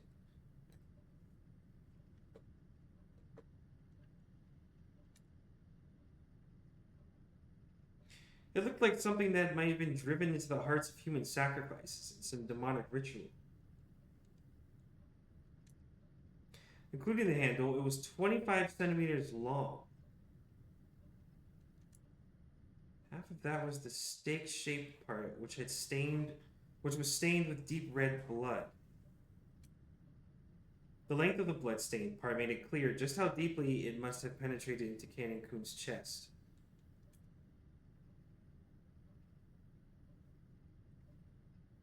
Mods sent them to the outer plane of existence. Right. But Aunt Natsuhi and the rest didn't even look at the weapon, and instead stood in front of the incinerator. Oh, I almost said incineroar. What the hell? Where the horrible stench was emanating from. They must have dragged it out. Dragged out that thing which had been burning in the furnace. It was still smoldering and kept sending out dense waves of that awfully unpleasant smell. Genji-san and Maria stared down at it. Natsu probably couldn't stand to look directly at it. She kept shaking her head, her back to it. I thought nothing could surprise me after everything that's happened. But this is good. Stood there for a while, moaning, with a rising urge to vomit. The true source of that unearthly stench was I right? Yep, I knew it. It was a scorched corpse that had been cooking inside the incinerator. The clothes, the surface of the body, and the hair were all hideously burned. The question is, whose was it? That grotesque corpse was in a state where not the face, nor the age, nor even the gender could be guessed at. But when I thought about it calmly, I realized that a corpse appearing at this time could only be one person. Oh, which was... What? What? It was him? It was grandfather who had disappeared that morning, whose whereabouts had been unknown. No fucking way, like that? I would have thought kids would get a warrior's death or something like that. Wait, what? おそらく親方様だと思います。 Oh, that's fucked. So now I'm curious, what happened then? Like, how did it happen? He didn't get a magic circle or a stabbing or a mashing or anything like that, like everybody else did. He just burned? Plus, I feel like he was stuck in there post-mortem. So I'm just confused how he went. I don't know, dude. I have no clue. It's gonna finish Umineko in 2035. Yeah. Look, I know that. Hey, this is still episode 1. I know it's gonna take a long time. Don't worry about when the end is gonna be. Just enjoy the journey.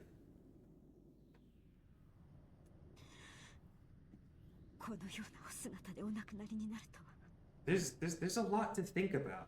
Okay, there's a lot to think about and to say.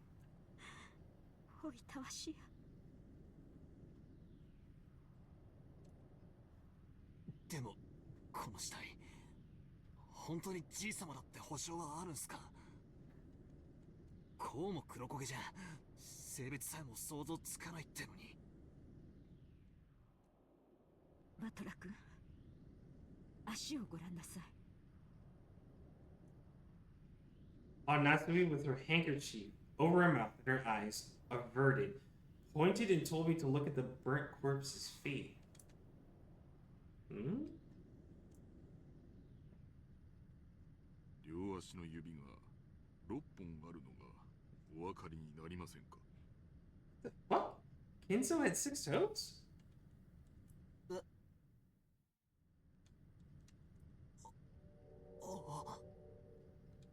本当だ。 Just as Genji-san had said, there were 6 toes on each foot. Each individual toe had looked so normal in its line that I hadn't noticed. 親方様はお生まれの時から両足の指がそれぞれ6本でした。 Oh, the more you know. そして故に親方様は後ろ宮家の再興を託されたので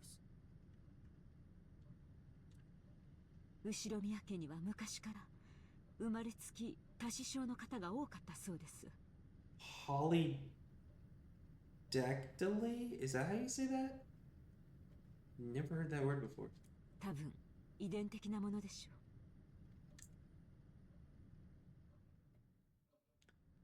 ょう。Polydactyly literally means many fingers. Because of a little mistake by God when the person is born, one of their toes or fingers splits into two, and the total number increases. But a big deal isn't usually made of polydactyly in the world at large. That's because it isn't a disease, it's just something people are born with. So while they're still babies, at about the time they turn 1 year old, they can be taken to the hospital and given surgery to make them normal. Even a child with polydactyly can be treated before they become aware, so they might not even remember it themselves. I'm surprised something like that wouldn't. Well, actually, yeah, that makes sense. By the way, it seems that there's a possibility for this to occur in one out of every 2,000 babies. Oh, okay. So even though it's not usually seen, it isn't that rare at all. Speaking of which, I think Uncle Hideyoshi mentioned something to me long ago. Something about how even Toyotomi Hideyoshi, the man who unified Japan at the end of the Sengoku period, had six fingers on one hand. According to Aunt Natsui, among the many Ushiromiya family heads, the ones most praised for their wisdom all had polydactyly.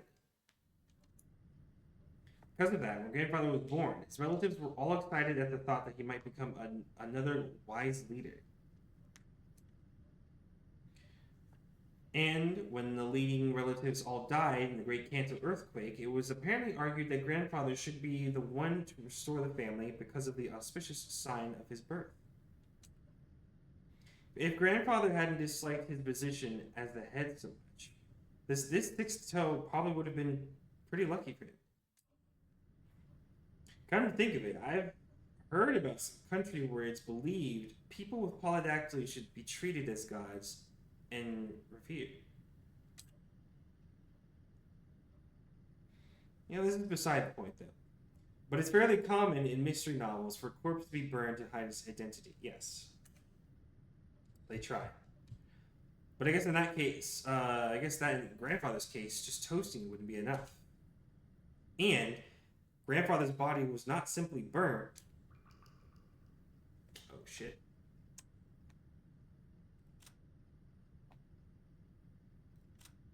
So long, Kenzo. Burned in the incinerator with a weapon resembling it. Oh, he got it too. Okay, so he just went out the same way. Something an ice pick sticking out of his forehead.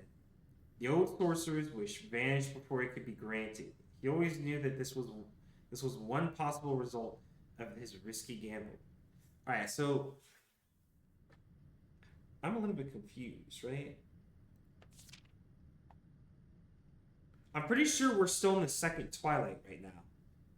And those who remain shall tear apart the two who are close. I'm pretty sure, right, that was just Iba and Hideyoshi. Like I had originally guessed, it was them, like, for that. But assuming it's still the second twilight, Canon and Kinzo seem extra?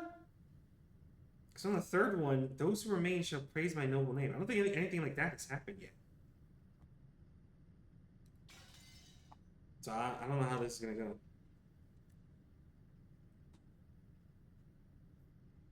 It was just like Aunt Eva and Uncle Hideyoshi, and the thing that had been stabbed into Kanin-kun's chest.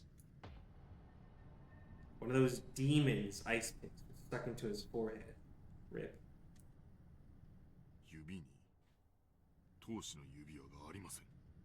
So that's how she's sealing the letters. 昨夜の手紙の通りということですか。お父様。 Kenzo do be saying Beatrice. Yeah. Shit. I feel like he got what he wanted. I assume he at least saw her before she stabbed him, so.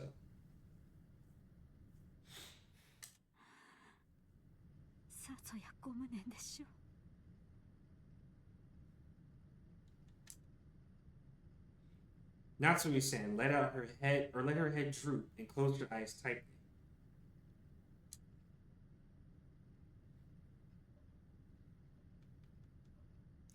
This room had also become a vital crime scene for us to hand over to the police.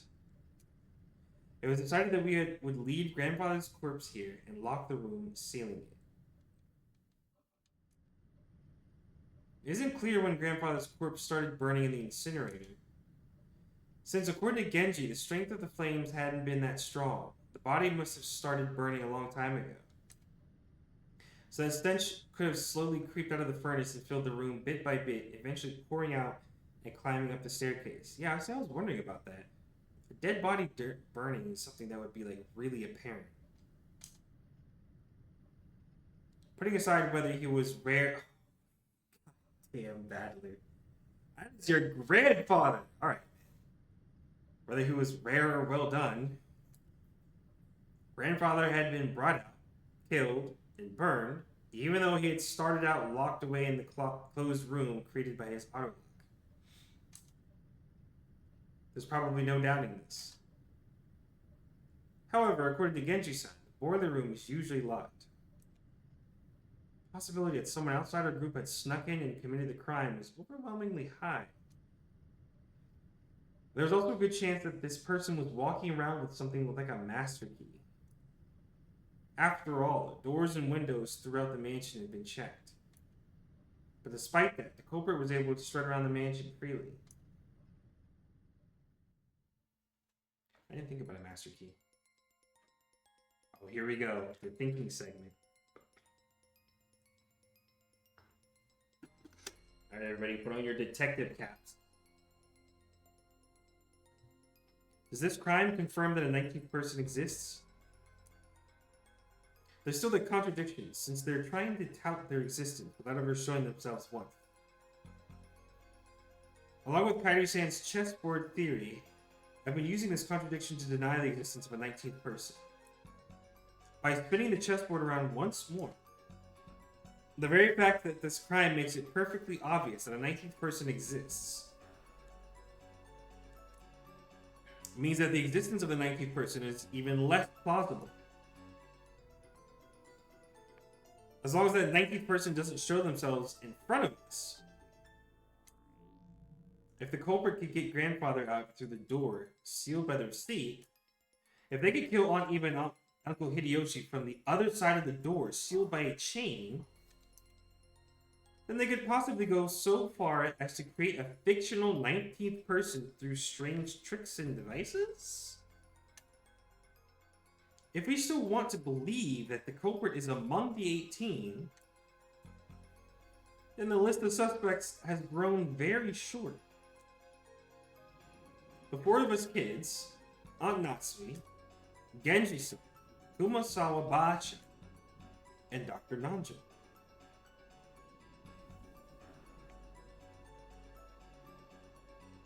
Oh, wait, the four of us kids. Oh, I'm sorry. Okay. One of these people has to be the culprit. Wait, we can't be sure of that. Just a second ago, we started doubting whether the corpse here was actually grandfather's, right? You know, maybe we can think of the other bodies in the same way. You know, for example, the first 6 all had their faces horribly smashed. Some of the bodies had kept enough of their faces for us to confirm who they were. But that old bastard, for example, had lost his entire face as though the whole thing had been neatly peeled off. We only figured out which body was which by the clothes and the surroundings. Did the culprit prepare a fake body beforehand and alter it to make it look like they died? Even though they were actually hiding somewhere after committing the crime? It may sound ridiculous, but it wouldn't be an impossible trick to pull off. But it's too early to give in to this 19th person. No. This witch!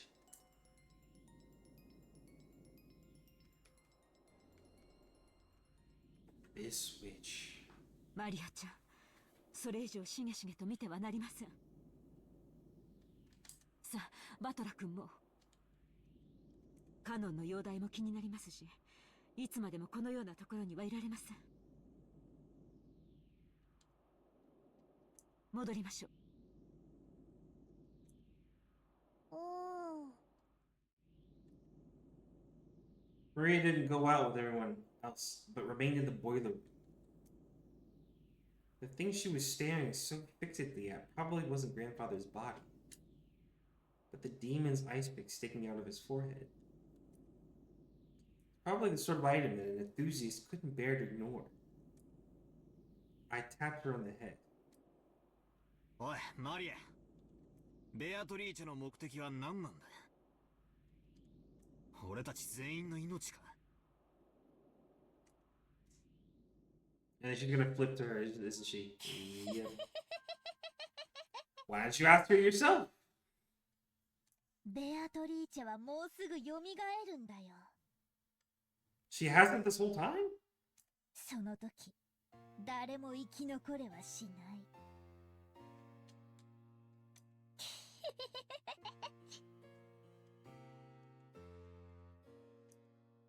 よくも笑えるもんだぜ。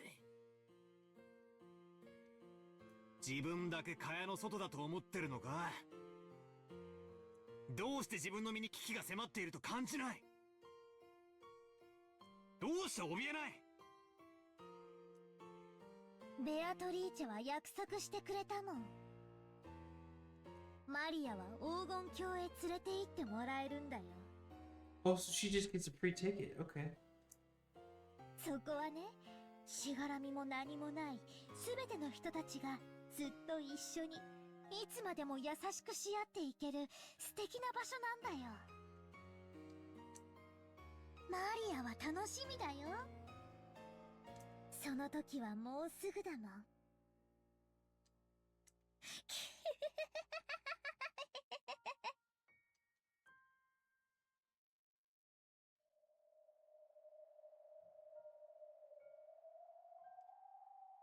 So what kind of person is Maria? I'm thinking that too. I'm starting to think less that she's being possessed by Beatrice, and maybe this is just another side of her that nobody knew about. I think it's just Maria this entire time. I only know what Maria was like 6 years ago. She was 3. She was once pure and obedient, a good kid. This new Maria 6 years later, and the Maria I knew didn't seem to fit together. Just who is she? This witch who calls herself Maria. To Maria, who obstinately believes in the witch, this series of unsolvable crimes is proof that the witch actually exists. Every time something occurs that would be difficult for a human, it becomes a little harder for the rest of us to not believe in Beatrice. It must be an intense pleasure for Maria to see her relatives who once firmly denied the witch's existence. Start acknowledging that witch's existence one by one. Is that why she's in high spirits?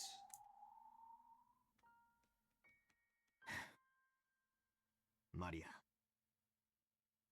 もう一遍だけ聞く。どうせ答えは同じだろうが、もう一遍だけ聞く。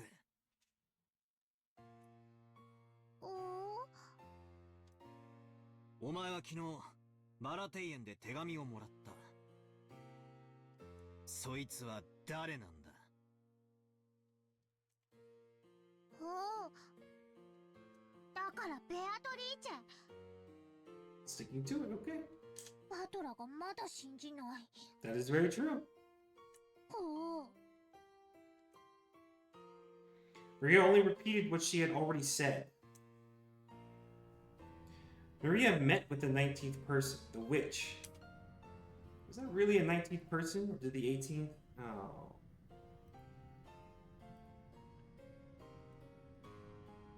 Jesus Christ, what the fuck is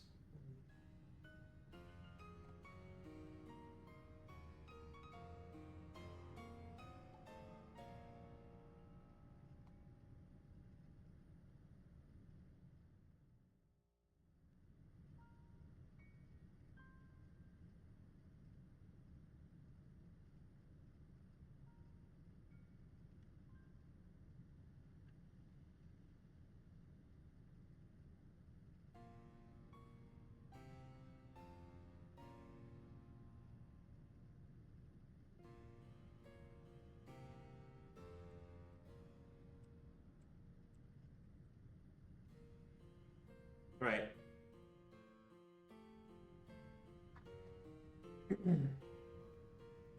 Was that really a 19th person, or did one of the 18 just get her to say that?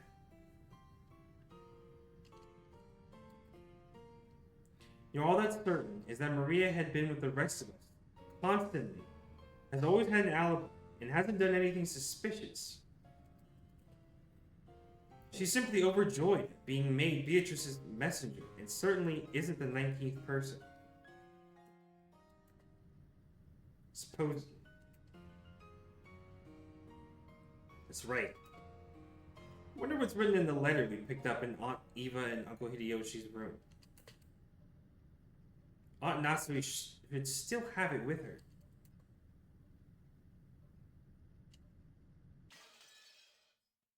I think now that enough people are dying, we can take a look at that letter.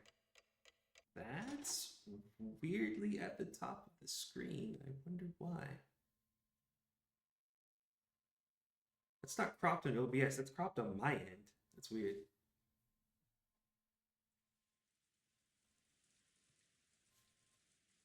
In the end, Ken-kun did not regain consciousness. Yeah, I had a feeling. Oh. Poor boy. Holy fuck. Dude, it's still episode 1, and look at how many we have left. That's like, I think that's like over half. Fucking insane. Found in the boiler room with a weapon resembling an ice pick sticking out of his chest. How presumptuous of a lowly furniture like that. Damn. Don't talk to him like that.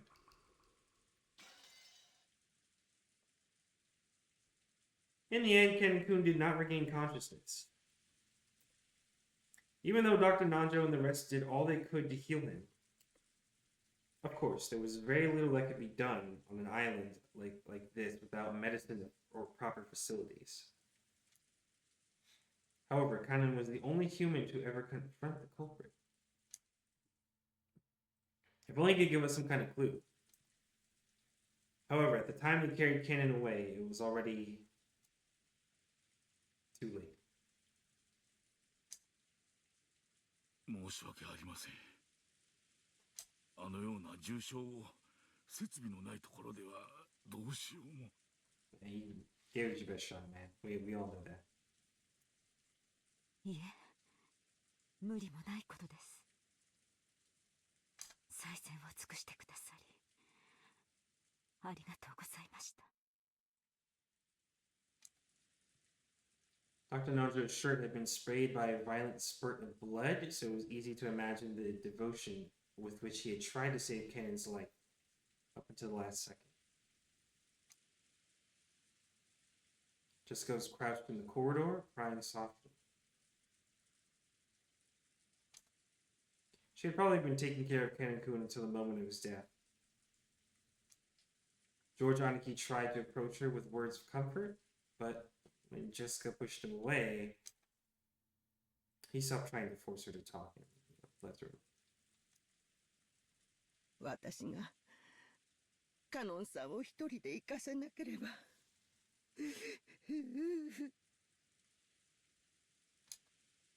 気に病むことはない。Man, don't put that on yourself. 仮に一緒だったら、熊沢も襲われていたかもしれん。それに、愚かにも先走ったゆえの自業自得だ。そんな言い方ってねえぜ。カノン君は犯人の姿を見つけて勇敢に立ち向かったんだ。熊沢さんも一緒だったら犯人は躊躇して逃げることを選んだかもしれない。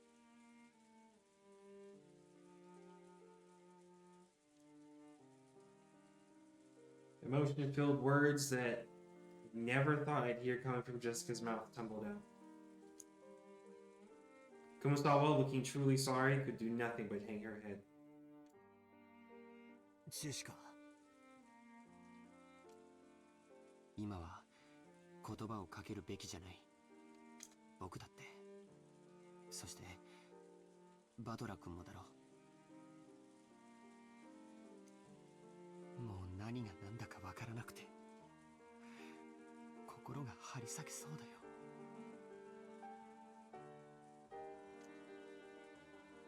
There were tears in George Oniki's eyes again. Seeing Jessica break down crying probably brought back the pain of losing his parents.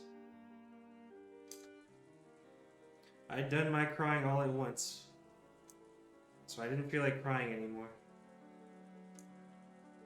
However, I understood how great the pain in their hearts was.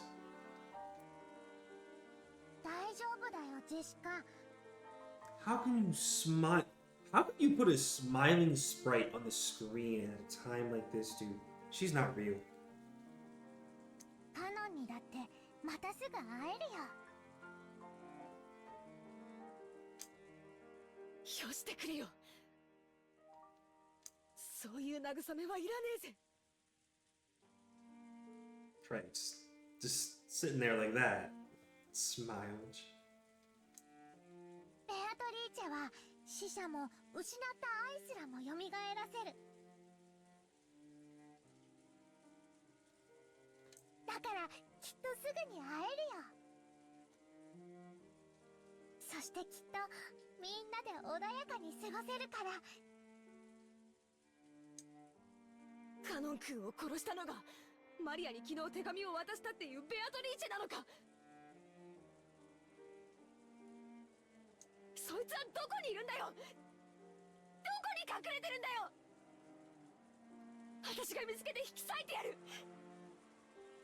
言えよ。知ってるんだろ、犯人の正体を。Probably words you don't want to utter.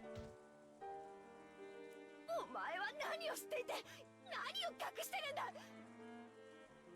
話しやがれ。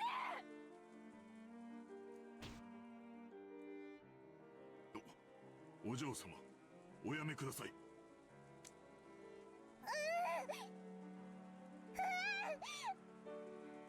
アトリーチェはいる。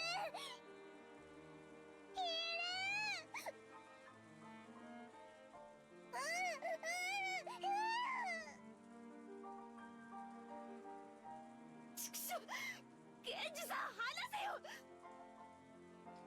マリアが犯人を知ってる。しかもそいつは知ってて隠してるんだ。そして俺たちの内情を伝えて殺しの手引きをしてるに違いないんだぜ。Come on. ジェシカ、静かにしなさい。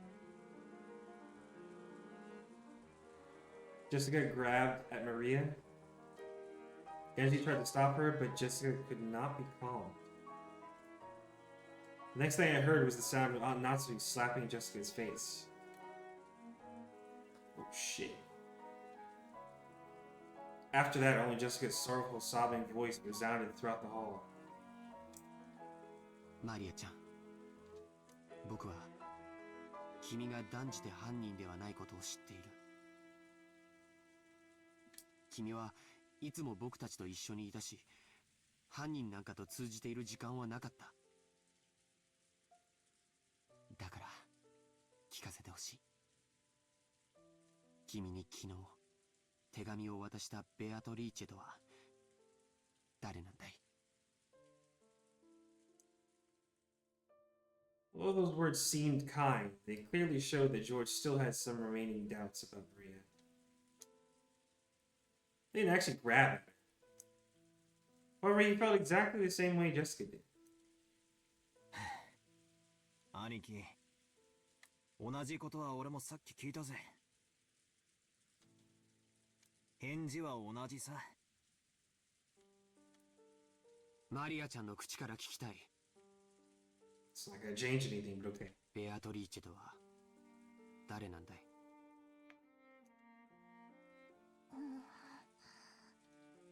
言ってもどうせ信じない。それはどういう意味だい？ひょっとして僕らのよく知る人物が犯人で、君は何かの事情からそれをかばうために黙っているというのかい？君はあの手紙を誰にもらったんだい？ He's losing it. ベアトリーチェにもらったんだよ。何度だって言う。手紙はベアトリーチェにもらった。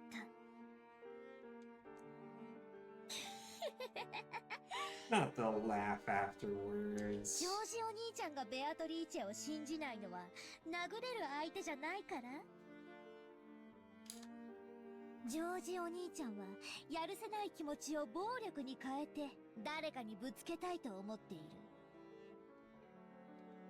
だから殴れる相手が人間じゃなきゃ収まりがつかない。だからそんなジョージお兄ちゃんには真実を話しても受け入れられない。だから言っても無駄。信じない。でもマリアは何度も言うよ。真実だから言うよ。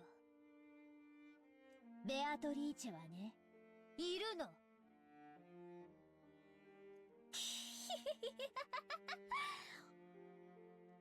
黄金鏡の扉はもうすぐ開かれるよ。I thought we're only on like the third Twilight, but okay. マリアはそこに行くの。ベアトリーチェが約束してくれたの。その世界ではママも優しくてパパも一緒で優しいの。マリアは早くそこへ行きたいの。みんなはベアトリーチェのことを恐れている。そしてそれは無理もないことだけど。なら安心して。ベアトリーチェは言ってたよ。台風が去るまでに全てを終わらせるからって。Oh, really? Maybe it's going off as something else then.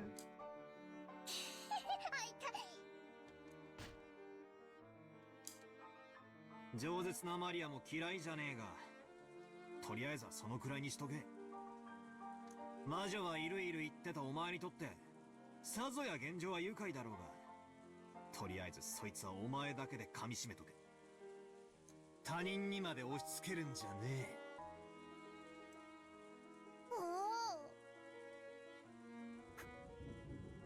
こいつ前から気持ち悪いやつだと思ってたけど、おかしいぜ。どっかおかしいぜ。バトラは思わねえのかよ。ケンジさんは、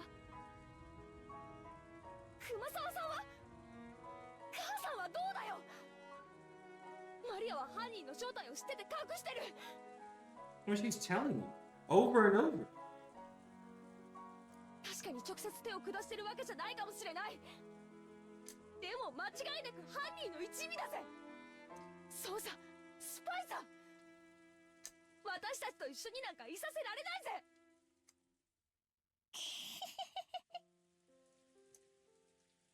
マリアちゃん、不謹慎な話を慎むべき時もあることを知りなさい。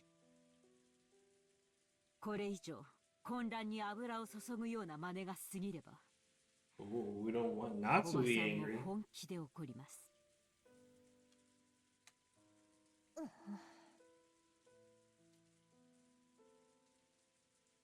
Aunt Natsui glared at Maria with frightening eyes. Maria was used to Aunt Rosa's loud style of scolding, but she apparently hadn't built up a resistance to Aunt Natsui's quiet sort of scolding. She shrugged and kept her mouth shut. It's a good move. A desolate feeling filled the room. I wish I had the desolate emote on here. It felt as though things would just get more complicated if anyone spoke. How many people have died already? 6 people in Dad's group.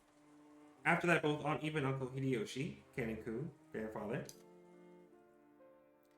There was a whole 18 people on this island, supposedly, and 10 of those people had been killed.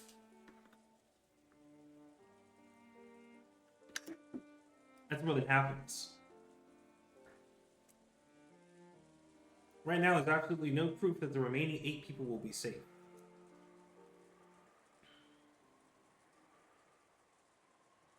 とにかく今は仲違いをしている時ではありません。犯人が神出鬼没に屋敷内を出入りしていることが間違いなくなった今、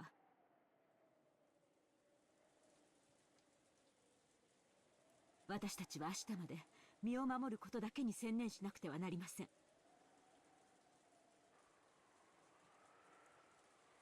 夏日おばさんに極めて同感だぜ。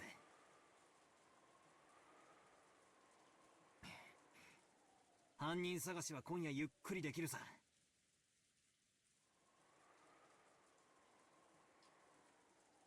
今はどこで籠城するかを考えた方がいい。As I said this, I pointed out the clock to everyone. Ooh, that's actually a good point. What time is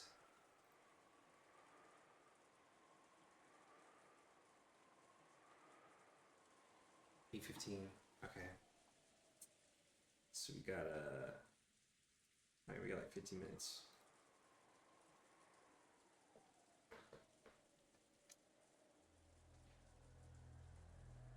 Damn! We're 15 minutes off! Fuck! Imagine if it hit 8! Like, 8 right now when it said this. Fuck. 15 minutes off. We've been receiving shocks over and over again since the early morning, and our bodies and minds were both completely tired out. There's still a long, long time until tomorrow. We need to find some place to barricade ourselves in so we can rest our bodies and get even the smallest amount of relief. 私も同感ですな。私も含め、もうみんな体も心も限界まで打ちのめされています。今からそれを考えた方が賢明でしょうな。そういうこった。敵はマスターキーに準ずるものを持っている公算が高い。シャノンやカノン君、ゴーダさんはマスターキーを持ってましたか？はい。勤務時間中だったんなら身につけていたはずです。現場をいじらない方がいいってんで、そこまでは調べなかったろうが、誰かの鍵が奪われている可能性は否定できねえな。そもそも犯人はバラ庭園倉庫のシャッターを開けるために一度使用人室を訪れている可能性があります。そこでマスターキーをすでに入手していると考えて間違いないでしょう。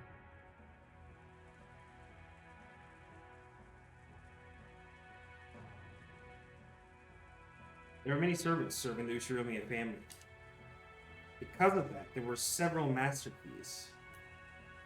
Furthermore, every time one employee started or finished working, the keys were passed between the servants. We had to acknowledge that this had probably gotten a bit sloppy at times in the past.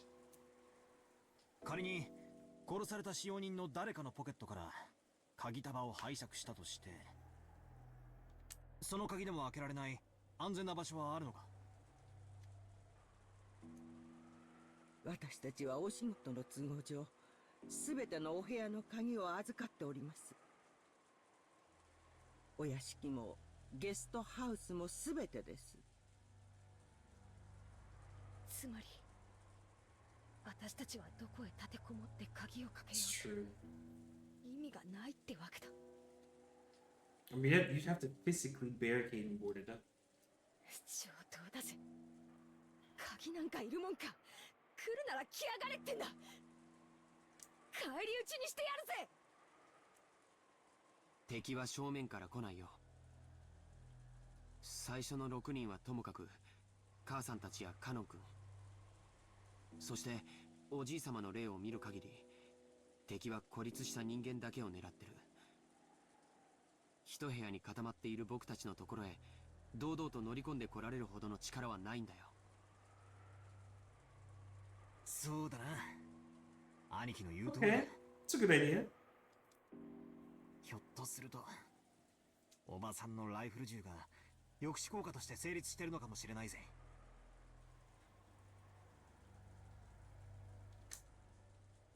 なら良いのですが。Yes.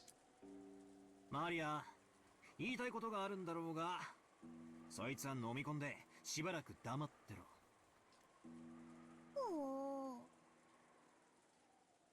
Maybe probably wanted to say something about how witches weren't afraid of things like guns.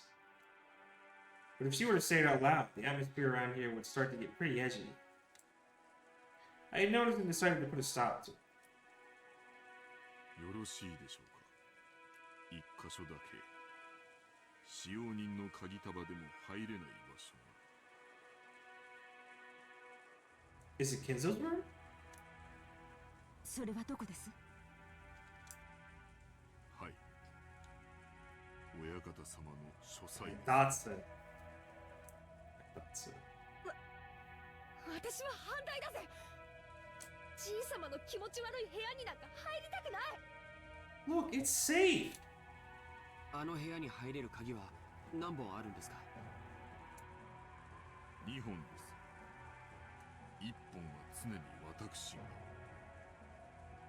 もう1本は親方様がお持ちでしたが、先ほどボイラー室の遺体からこれを。 Genji-san took a handkerchief out of his pocket and opened it, showing us the burnt and filthy study key. Then he showed it alongside his own key, which he had once lent to Natsu.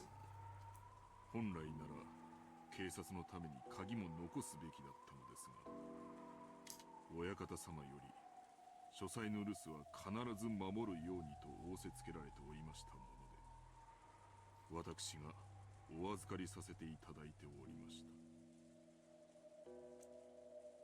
なるほど。ということは金蔵さんの書斎は唯一の安全地帯というわけですな。そういうことになりますね。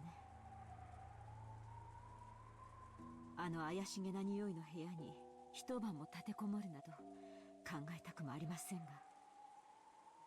あの部屋が一番安全であることを今は認めなければならないようです。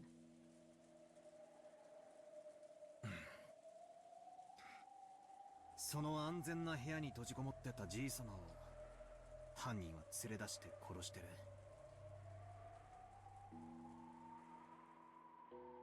絶対安全とは言い切れねえけどな。バトラ君の説のおじい様がうまくレシートをやり過ごして自分の意思で部屋を出たと考えるなら、籠城の価値はあるかもしれない。 It is true. へえ、楽観的すぎだぜ、兄貴。However, at the same time, I thought he brought up a pretty interesting point. After all, this gives us a chance to question the enemy, the witch herself, about how the sealed door had been opened.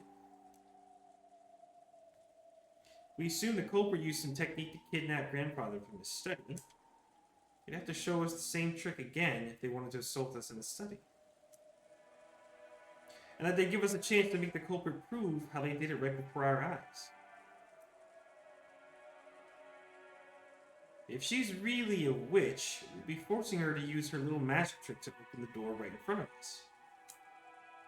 That's probably impossible. You spin the chessboard around, it's obvious the culprit is acting in a way that'll make us think they're a witch. If she really is a witch, all she's got to do is appear in front of us and wow us with a colorful display of magic. Since she's avoided doing that, everything must be the work of a fake witch who wants us to think she's real. Therefore, a culprit who used a technique other than magic to defeat the closed room couldn't open the door before our eyes. じいさんの部屋ってのは8人で押しかけても大丈夫なくらいの広さなんすか？はい。ベッドにソファー、毛布類もありますので、贅沢を言わなければ十分に夜を越すことができます。 Like a done deal. 流しにご浮上、冷蔵庫に酒棚もあります。ひゅー、そいつはすげえぜ。しかしおかしなもんだな。自分の家の中にさらに自分の家を作ったってのか。島を丸ごと買って自分の夢を全て実現しきったじいさまの最後の家にしちゃずいぶん手狭なんだな。 Never thought about that. そうですね。いつの頃からかお父様にとっては屋敷内ですら心を許せる場所ではなくなってしまったのでしょう。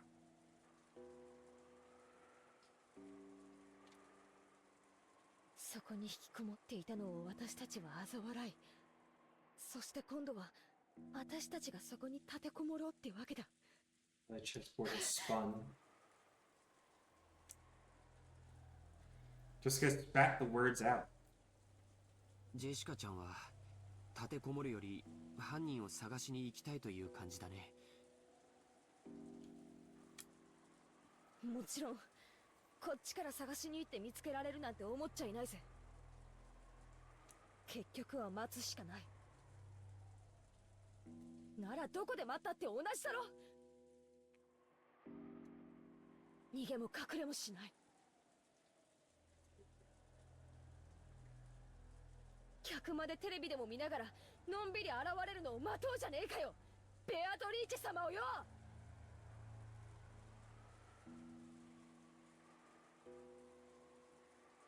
現れなければ現れないで十分です。犯人を暴くのは私たちである必要がないからです。正論ですな。警察が来るまで危険を冒すべきではありません。ありがとう、南條先生。私はお父様の書斎に移るべきだと思います。確かにお父様が連れ出された可能性があり、絶対の安全が保証されているわけではない。しかしバトラ君の推理のお父様が何らかの方法で自ら書斎を出て外で襲われた可能性も否定できません。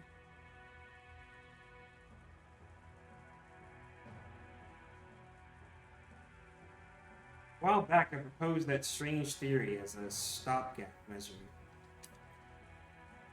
But just as Aunt Eva said, even though that trick would be possible, couldn't explain what motive would have made Grandfather sneak out of his own study in such a troublesome way. Plus, Grandfather couldn't even have used that trick unless he knew that the receipt was wedged to the door. Aunt Eva hadn't pointed out that last, but it's clear how absurd the theory was. So, does that mean the sealed door formed a closed room, just as Aunt Eva claimed? Is it an undeniable fact that Aunt Natsuki was the culprit? If Aunt Eva were here now, she'd probably make that claim openly and blow my strange theory away. Anyway, I had to admit that a room with both a bed and a toilet that all 8 people could be shut up in, with only 2 keys, both of which were gathered here, had to be the safest place in the mansion. You know, at the very least, I figured this would be better than just staying shut up in the parlor and hoping nothing would go wrong. Wait, have we been safe only because we've been shut up in the parlor? What if leaving that room and moving to an unexplored location is actually more dangerous? Ah, it's useless, it's all useless. My flimsy head is about to break out in a fever. If I kept spinning the chessboard around, right and wrong will keep switching places over and over, I won't be able to believe anything.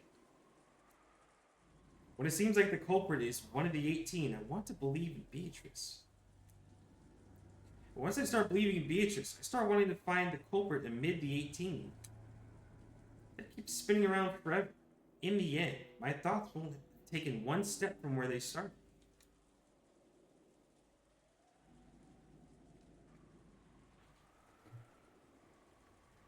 How far back in the past was it that Kairi-san taught me about chessboard thinking? That concept of examining the situation by spinning it around and thinking from the enemy's side.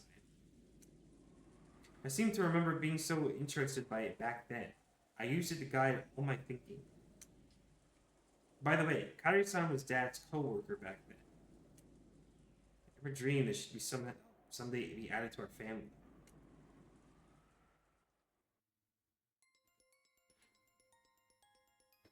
Damn you, battler. Alright, fine. We'll finish this last segment. Didn't Kairi-san tell me something once? I get the feeling she once said that while this chessboard thinking was one way to look at things, it certainly wasn't all powerful. It wouldn't be good to rely on it too much. チェス盤思考ってのはね、昔本で読んだゲーム理論というものを私なりに解釈したものよ。とても面白い学問だから、バトラ君も大学に入ったら挑戦してみるといいわよ。ぜひやってみたいっす。それを勉強してチェス盤思考をもっと鍛えたら、どんな相手の手の内も読めるみたいで楽しいじゃないっすか。でもね、盲信しちゃダメよ。ゲーム理論は非常に奥深く複雑な学問なの。チェス盤思考はその上辺だけを私なりに解釈した考え方に過ぎない。バトラ君が想像するほどに相手の手の内を読み切るには相当の勉強が必要よ。しかもチェス盤理論は応用の利く便利なものではあっても完璧ではない。便利ではあっても弱点が多い。弱点？ええ。チェス盤思考の基礎はゲーム理論。ゲーム理論は突き詰めると数学に行き着くの。数学の弱点は何か知ってる？ノイズよ。Is? In math, when you write 1 plus 1 equals 2, that process will always result in 1 plus 1 equals 2 no matter how many billions of years pass. Nothing more, nothing less. It's because there's absolutely no noise mixed up. Well, for example, unlike math, the Japanese language has noise mixed in. Kanji are a good example. Old kanji and new kanji are slightly different, which represents an introduction of noise created by the changes between time periods. Isn't history the same? There are dozens of policies that seem foolish in the modern era, but were meaningful at some point in the past. Because the rules of chess are fixed when a pair of experts are discussing one particular layout. It's possible they could reach the same conclusions whether they were 100 years in the past or 100 years in the future. However, if the rules of chess have gone through massive changes over time, they got an update. It's possible that a discussion about the same layout would have changed as well. その通り。人の世の事象は本来ノイズだらけなのよ。人の感情だってそうでしょ？全く同じことが起こったからといって人は必ず決められた反応を示すとは限らない。 Okay, I can see it. それを数学の理論で当てはめ相手の行動を読もうとする時点ですでに理論には弱点と限界があることを知らなければならない。手っ取り早く言うとチェス盤思考はノイズや気まぐれ、そして誤解、認識ミスに非常に弱いの。That's right. Kairi-san definitely said that. Chess has always been a game where both sides play by the same rules and fight with the same conditions for victory. That's why it's possible for both sides to predict the other's moves. It's possible to read your opponent because you can always suppose they'll make the best moves they can find. If your opponent is fickle or a bit tired, it makes a move that can hardly be called the best. Or what if this game actually has a special rule? Some unknown thing that only the enemy knows about and use. In fact, what if the opponent actually has some goal other than victory? Think from your enemy's perspective. That's the basis of chessboard thinking. Which means, if you misread your enemy, the answer you draw from this process will be complete rubbish and useless. So far, I've used chessboard theory to get several vague bits of information about the culprit hiding behind this case, or so I think. However, I don't know anything about the culprit. Am I just playing around in the labyrinth of thought?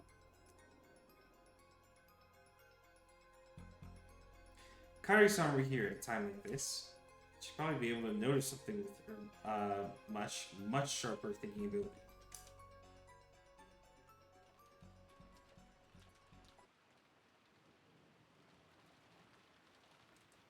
There's that last bit.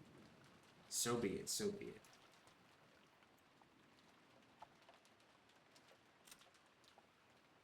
God damn, looking at this fucking depth over, dude.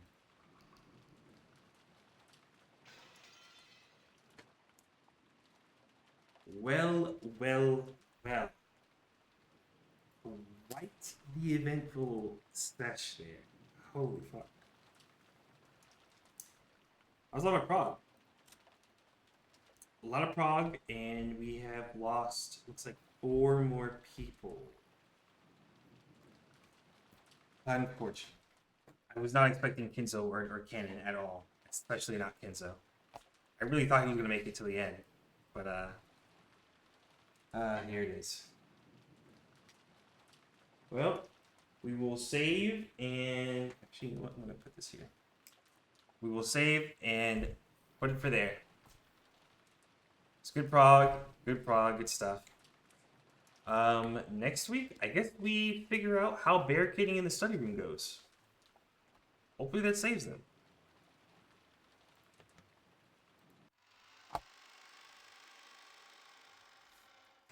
Deals. Alright, everybody, appreciate y'all coming through. Hope you enjoyed. I will see you all later. GG's. Good night.